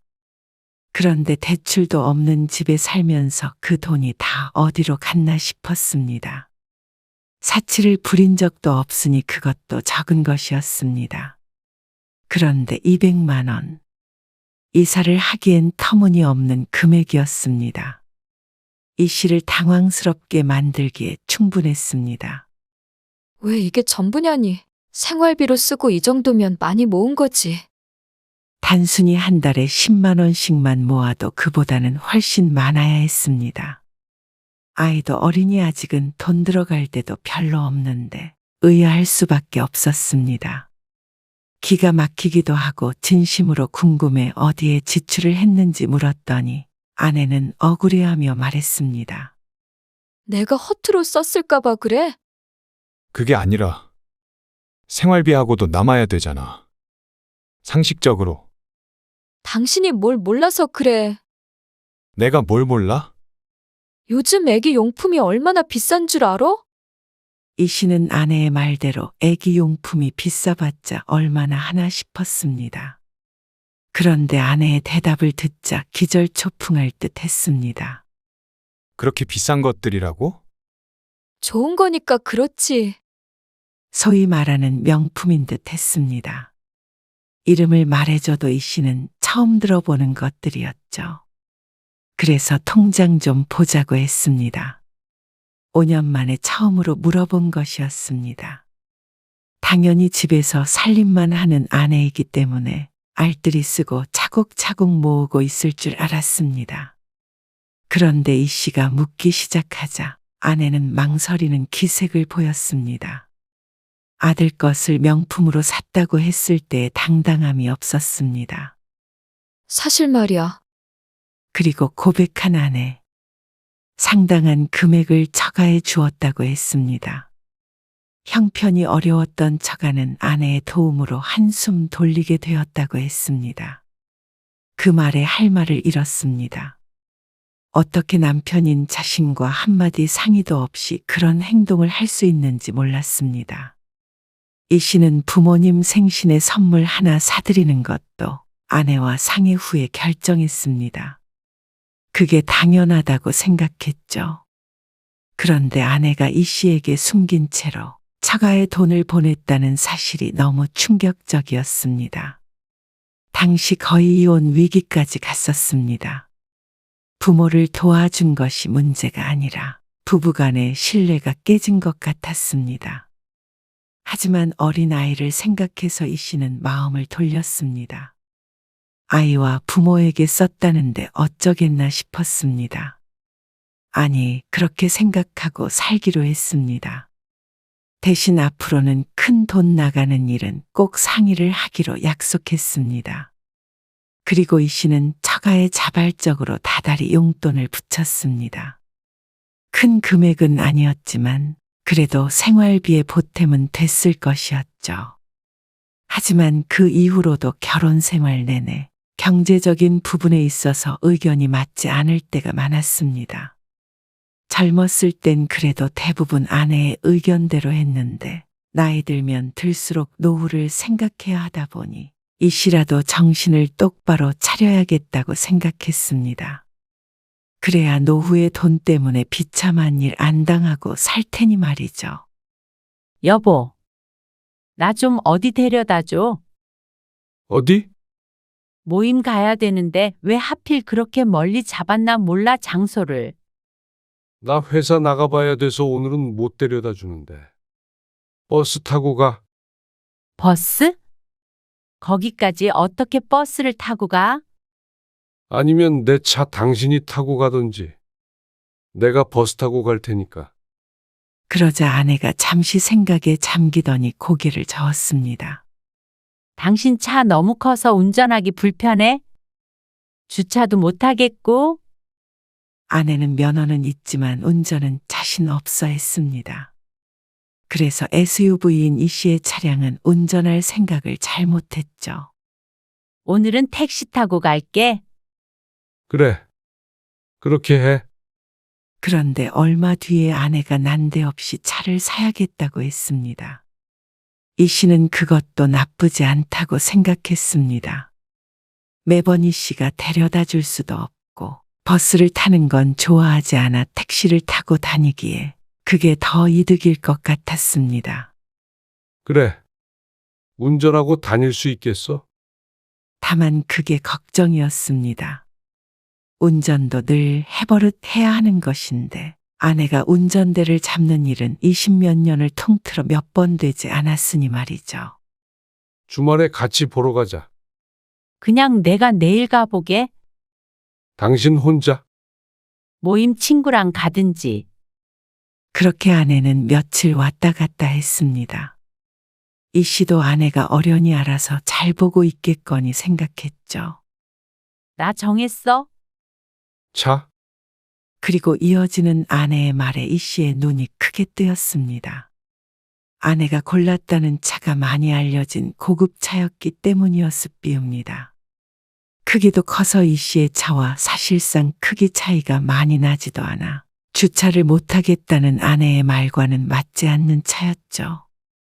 이 씨는 소형차를 생각하고 있었습니다. 전업주부라 많이 탈 일도 없고 초보 운전이었기에 그 정도가 적당하다고 생각했죠. 가끔 모임만 가는 건데 꼭 그런 차가 필요해? 비싸기도 무척 비쌌습니다. 차는 좋은 거 타야지. 경차로도 충분하지 않아? 아니면 그보다 한 단계 큰 거나. 아니, 이 나이에 누가 그런 차 타고 다녀? 차 타는데 나이가 무슨 상관이야? 창피하지? 뭐가 창피해? 그러면 경차를 타고 다니는 사람들은 다 창피해야 하나 싶었습니다. 그런데 이 씨의 말에 아내는 기분이 나쁜 듯 보였습니다. 당신은 좋은 차 타고 다니면서 왜 나만 그런 차 타야 돼? 돈 안 벌면 그래야 해? 그런 소리가 아니잖아. 그리고 당신이 말한 차가 더 비싸. 내 거는 중고차였고. 내 주변 친구들은 다 좋은 차 타고 다녀. 외제차 타는 사람도 있고, 그래도 형편껏 사야지. 우리가 그 정도 형편도 안 돼? 왜 맨날 돈돈거리는 거야? 아내는 막무가내였습니다. 나중에는 이 씨 때문에 자존감이 낮아진다는 소리까지 해서 결국엔 이 씨가 졌습니다. 아내가 하자는 대로 하게 되긴 했지만 역시나 아내가 산 차는 오랫동안 주차장에 처박혀 있어야 했고 2년 동안 탄 것이 10번이 넘어가질 않자 이 씨가 차를 팔고 아내의 차를 타고 다녔습니다. 그때 가서는 아내는 아무 말도 하지 않았습니다.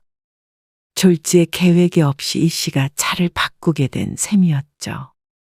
아내에겐 돈을 버는 일이 참 쉬웠습니다. 그리고 그 역할을 이 씨가 하는 건 당연하지만 돈을 벌려고 고군분투하는 이 씨를 격려한다거나 안쓰럽게 생각한 적이 없었던 것 같았습니다. 전부터 느꼈지만 몇 년 전 코로나로 이 씨의 회사가 어려워졌을 때 뼈저리게 느꼈습니다. 오늘부터 그러면 출근 안 하는 거야? 집에서 일해야 돼. 어차피 회사에서 혼자 앉아서 일하는데 왜 굳이 집에서 하래? 그러게. 그래도 집에서라도 일할 수 있는 게 어디야. 요즘 다들 힘든데. 한동안 이 씨는 재택근무를 했습니다. 어떻게 보면 출근하지 않고 집에서 일하는 게 나은 점도 있었습니다. 늘 새벽에 일어나 출근을 했는데 그래도 하루에 1~2시간쯤은 더 잘 수 있으니 말이죠. 그러다가 회사 사정이 안 좋아져 한동안 업무가 멈췄을 때가 있었습니다.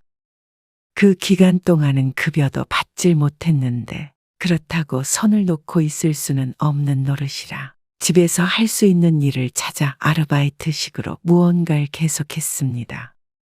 그러자 아내는 그게 불만이었죠. 아휴, 거실에 앉아서 노트북을 두드리고 있자 아내가 벼랑간 한숨을 내쉬었습니다. 급히 처리해야 하는 일이 있어서 이 씨가 그런 아내를 힐끔 쳐다보고 하던 일을 계속했습니다. 그리고 한 10분쯤 흐르자 또다시 아내의 한숨 소리가 들렸습니다. 내심 신경이 쓰여서 일을 얼른 마무리하고 자리에서 일어났습니다. 왜 그래? 무슨 일 있어? 부엌에서 물을 떠서 마시며 아내에게 물었습니다. 그러자 아내가 아무 말 안 하고 있다가 툭 하고 내뱉었습니다. 당신 꼭 일을 집에서 해야 돼? 무슨 말이야? 출근을 못 하잖아. 아니, 지금 하는 일 말이야. 그걸 꼭 집에서 해야 하느냐고. 아내의 말에 어리둥절해서 쳐다보자 다시 한번 깊게 숨을 내쉬며 말했습니다. 나가서 하면 안 돼? 왜? 당신이 종일 집에 있으니까 내가 신경 쓰이잖아. 뭐가? 여기 앉아서 조용히 일만 하는데. 당신은 내가 당신 사무실 찾아가서 옆에 계속 있으면 어떻겠어? 신경 쓰이겠지? 아내가 무슨 말을 하는 건가 싶었습니다. 따지고 보면 여긴 내 일터나 마찬가지인데 당신이 있으니까 내가 할 일이 늘잖아. 불편하고. 아내의 말이 참 황당했습니다. 힘들게 안 하잖아. 그렇다고 이 씨가 아내에게 심부름이라도 시키는 게 아니었습니다. 물 한 잔도 떠달라고 한 적이 없는데 뭐가 힘든가 싶었습니다. 하지만 아내는 그저 이 씨의 존재 자체가 스트레스인 듯 말했습니다. 그리고 그거 돈도 별로 안 된다며. 그런 거 붙들고 있지 말고 차라리 택배 알바라도 해. 마지막 말에는 이 씨도 충격을 받지 않을 수 없었습니다. 원래 하던 일과 관련 있는 일을 알바로 하고 있었는데 돈은 많이 안 돼도 집에서 할 수 있는 일이라 다행이라고 생각했었습니다. 아주 놀지는 않아도 되어 안심했고 말이죠. 그런데 나가서 택배 알바를 하라는 말을 할 수가 있나 싶었습니다. 그래도 남들 놀 때 뭐라도 하려고 고군분투하고 이었는데 말이죠. 아내는 끝까지 궁시렁거렸습니다. 그러더니 당신이 안 나가면 내가 나가겠다며 자주 친구들을 만나고 들어왔습니다. 이 씨가 집에 있는 것도 코로나 때문이었는데 기어이 나가서 코로나에 걸려서 왔습니다. 그래서 한동안 이 씨도 함께 고생했던 기억이 있었습니다. 돈 나갈 때는 천진데 이게 뭐야 진짜? 회사를 옮기던지. 이때 이 씨는 돈을 못 벌면 아내에게 존중받을 수 없겠구나 생각했습니다. 돈 나갈 때는 천지인 게 맞았지만 이 씨의 수입이 적지는 않았습니다. 부동산에서 들어오는 수입은 그래도 크게 줄지 않았으니 말이죠. 다만 아내의 사치 때문에 늘 풍족하다는 느낌을 받지 못했던 것 뿐이었습니다. 이 씨는 이때부터 늘 마음에 섭섭함이 있었습니다. 그래도 마음에 묻고 살아갔습니다. 돈 못 버는 한심한 남자 취급을 해도 그저 속상해서 그런 말을 했겠거니 생각하며 살았죠. 하지만 아내는 그런 이 씨의 마음은 알아주지 못하는 듯 했습니다. 아니, 그럴 생각조차 하지 않았죠. 그래서 우리 모임 사람 중에 하나가 그걸 그 자리에서 사버린 거야. 명품을? 그렇다니까? 그게 얼마였는지 알아? 가방 하나에 1,100만 원인가? 아무튼 그래. 아내의 호들갑에 이 씨의 미간이 모이는 듯 했습니다. 아내가 새로 들었다던 모임이라는 게 명품을 자랑하는 모임이라도 되는 듯이 요새는 늘 뭐가 얼마짜리라는 말밖에 하질 않았습니다. 그러면서 부러운 듯이 말하는데 정작 아내는 지난달에도 450만 원짜리 가방을 사고야 말았습니다. 그런 사람들을 늘 만나니 자꾸만 따라하고 싶은 마음이 들 수밖에 없었죠. 당신 그런 사람들 만나는 게 뭐가 도움이 된다고 그래? 참나? 누가 도움되려고 만나? 친목이지? 신발장에서 자꾸 신발 떨어져. 그만 좀 사. 도대체 그게 뭐야? 이 씨가 핀잔을 주자 또 입이 대빨 나왔습니다. 아끼자고 얘기해도 그때뿐이었습니다. 그래서 한번 카드를 못 긁게 했더니 중내 산에 난리가 났었죠. 어째서 젊었을 때보다 나이 드니 더 심해지는 것 같았습니다. 아내도 그동안 자식 키우고 살림하느라 힘들었으니 보상 정도로 한두 개 사는 건 환영이었지만 점점 도가 지나쳤습니다. 그리고 지난해부터는 집안일을 봐주는 도우미까지 쓰게 되었습니다. 그 얘기도 하자면 무척 긴데 결론만 얘기하자면 아내의 주부 파업 선언 때문이었습니다. 나도 이제 나이 들고 힘들어. 좀 쉬고 싶다. 맨날 청소하고 밥 차리고 이런 거 언제까지 해야 해? 언제는 자신의 일터라고 이 씨가 집에서 일하는 것조차 못마땅해 하더니 이젠 그게 지겹고 싫다고 했습니다. 하지만 이 씨로서는 납득을 하기가 힘들었죠. 다시 회사에 나가기 시작하니 점심은 차릴 일 없고 집에선 거의 아침밥만 먹었습니다. 저녁은 회사가 늦게 끝나면 간단히 밖에서 먹고 들어왔죠. 아들은 진작에 독립해서 이 씨 부부는 단둘이 살고 있었습니다. 집안 살림이라고 해도 얼마 되지 않았습니다. 이 씨도 일이 바빠 집에 있는 시간이 너무 적었으니 말이죠. 그런데 모임은 그렇게도 바쁘게 다니는 아내가 집안일이 싫어 도우미를 쓰자는 말을 받아들이기 쉬울 리 없었습니다. 만약 이 나이에 이 씨가 회사를 그만둔다고 하면 분명 난리칠 게 분명할 아내이니 말이죠. 나 퇴직도 얼마 안 남았는데 그렇게 쓰다가는 우리 노후는 어떻게 하려고 그래? 분명히 지금처럼은 못 살아. 우리는 상류층이 아니야. 월세도 나오고 여태 모아둔 돈도 있는데 사람 하나 쓰는 게 그렇게 힘들어? 왜 당신은 늘 돈 타령만 해? 당연한 얘기겠지만 아내는 서운해했습니다. 여태 전업주부로서 산 세월이 서럽다고 했습니다. 차라리 자기가 돈을 벌면 당당하게 쓸 수 있을 텐데 하면서 우울해하는 통에 결국에는 일주일에 2번씩 사람을 쓰기로 했죠.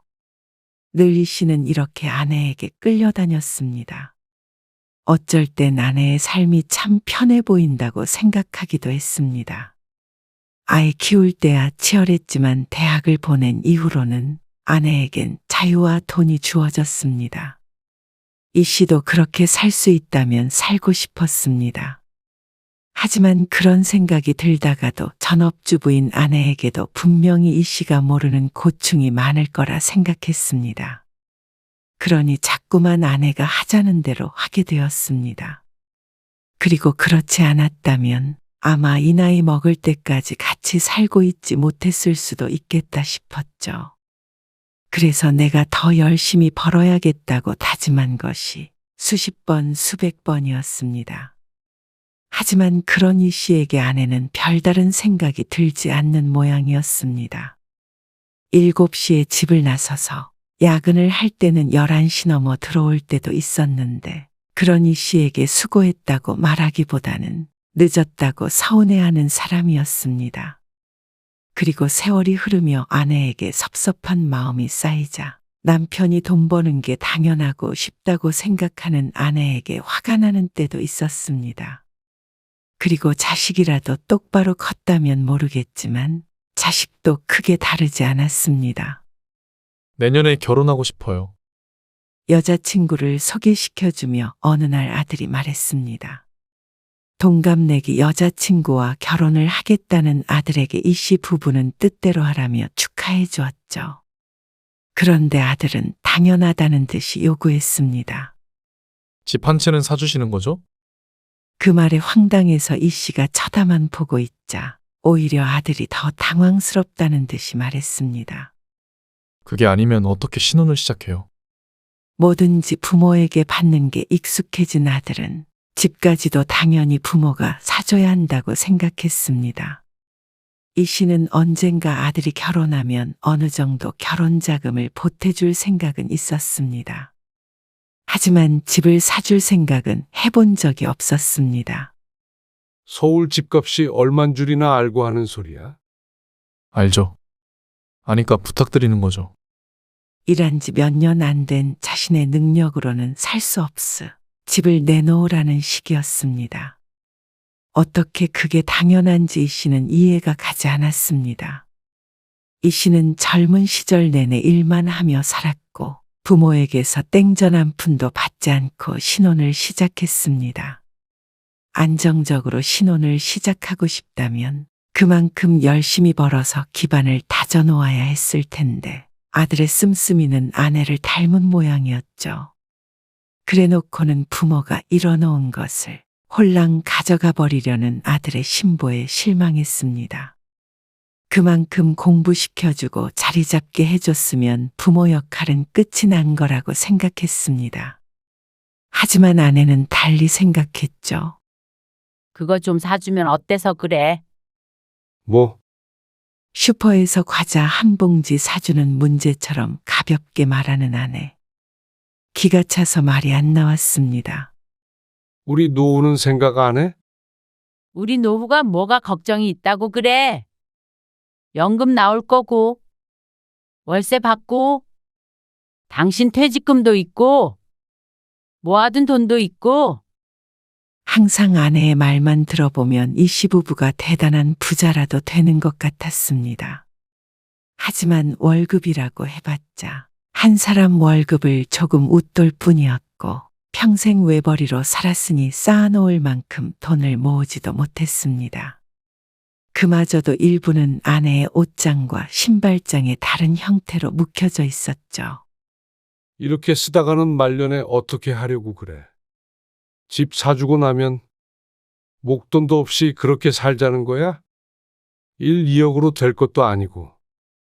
그러자 아내는 또다시 부동산 월세를 들먹였습니다. 그게 문제인 듯 했습니다. 얼마 안 되는 수입 때문에 아내가 일을 그만뒀고 사치를 하게 됐고 우리가 강력한 무기라도 쥐고 있는 것 마냥 생각했습니다. 하지만 그것도 영원한 돈이 아니었고 그저 노후에 일 안 하고 살 수 있는 생활비 정도였습니다. 그러자 아내는 무심히 말했습니다. 당신이 더 벌어오면 되지.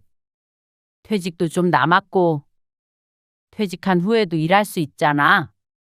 평생 살림하느라 힘드니 그만두고 도우미를 구하자고 했던 아내는 이 씨에게 평생 돈을 벌라고 했습니다. 대화가 통하지 않는 아내와 한참을 신랑이 하다가 그 말을 듣자 머리를 한 대 맞은 것 같은 느낌이 들었습니다. 여태 내가 뭐하고 산 건가 하는 회의감마저 들었습니다.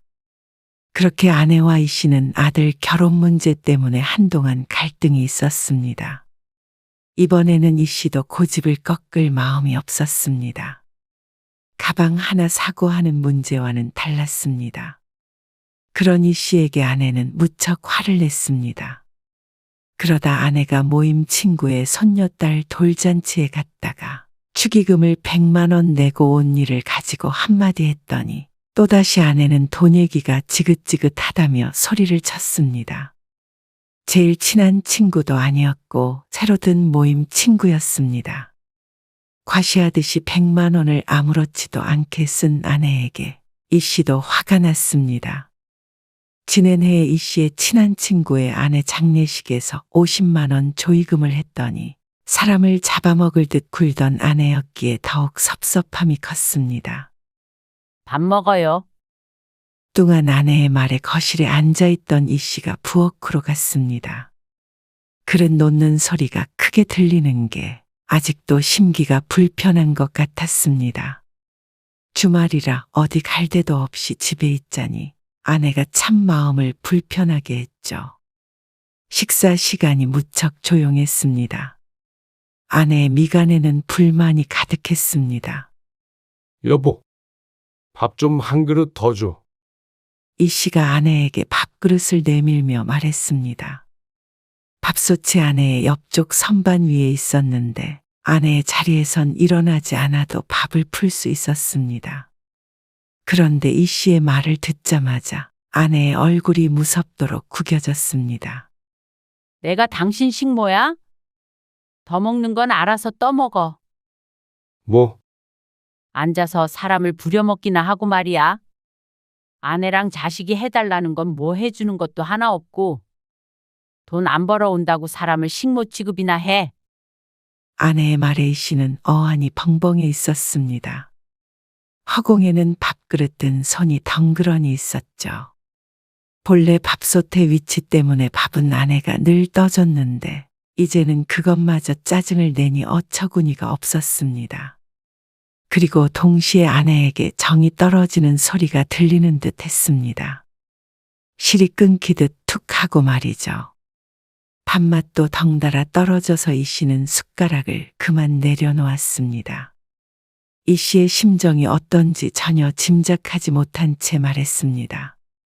남들은 돈 벌면서도 부인을 모시고 살아. 식모 취급 당할 줄 알았으면 그 옛날에 당신이랑 결혼 안 했어. 나도 이런 삶이 될 줄 알았으면 안 했어. 자신은 그렇게 신랄하게 비난했으면서 이 씨의 한마디에 아내는 눈을 부릅떴습니다. 말 다 했느냐며 충격을 받은 듯 했습니다. 그러면 당신은 이제라도 그런 대접 해주는 사람 만나.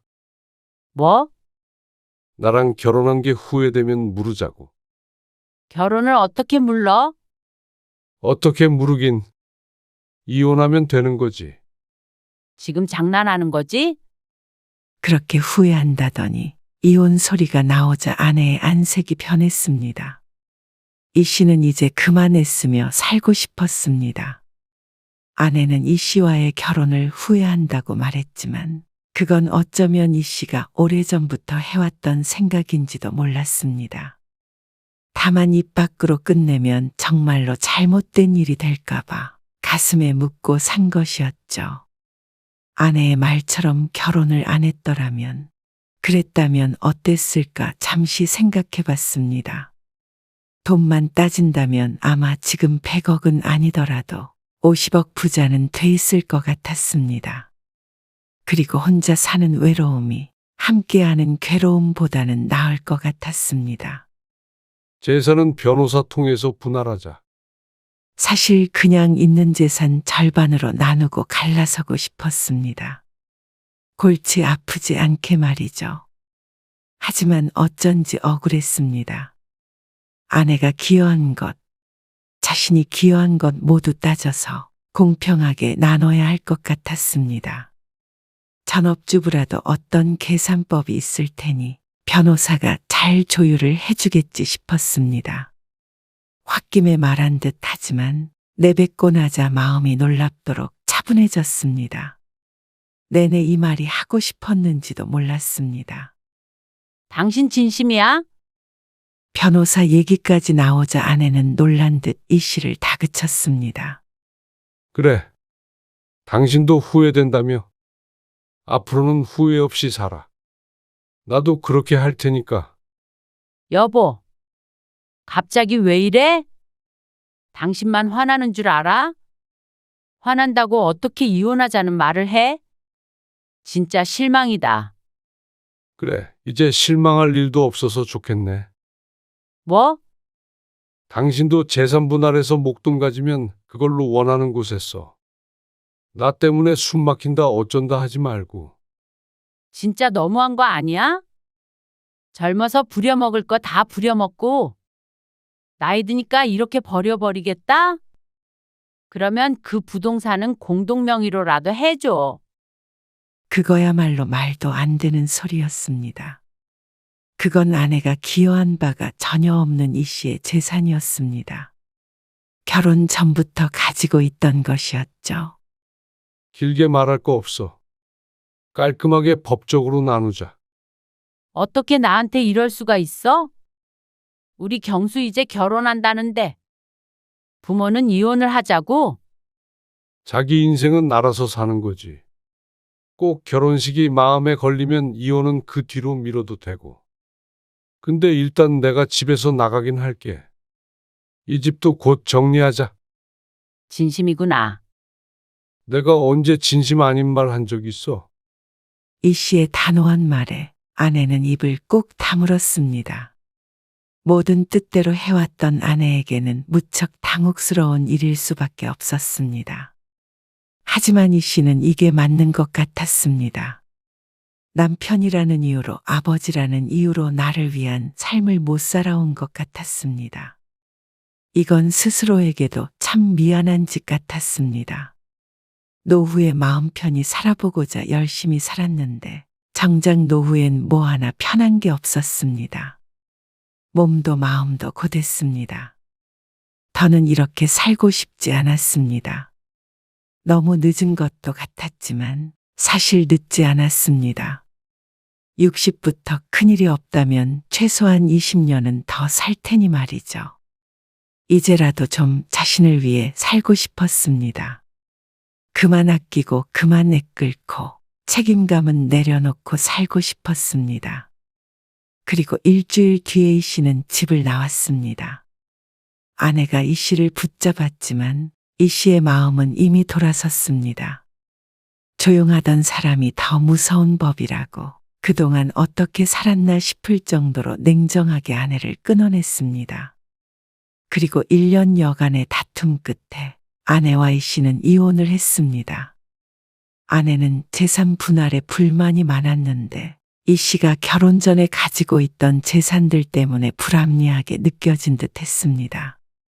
이 씨는 거기에 가타부타 말은 보태지 않았습니다. 모든 건 법적으로 했죠. 그런 이 씨를 아내는 냉정하다며 비난했습니다.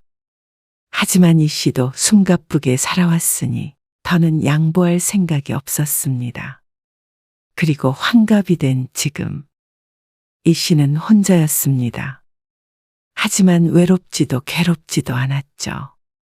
일을 안 해도 노후 준비는 되어 있었지만 그래도 성격상 아무것도 안 할 수는 없었고 소일거리를 하면서 지냈습니다.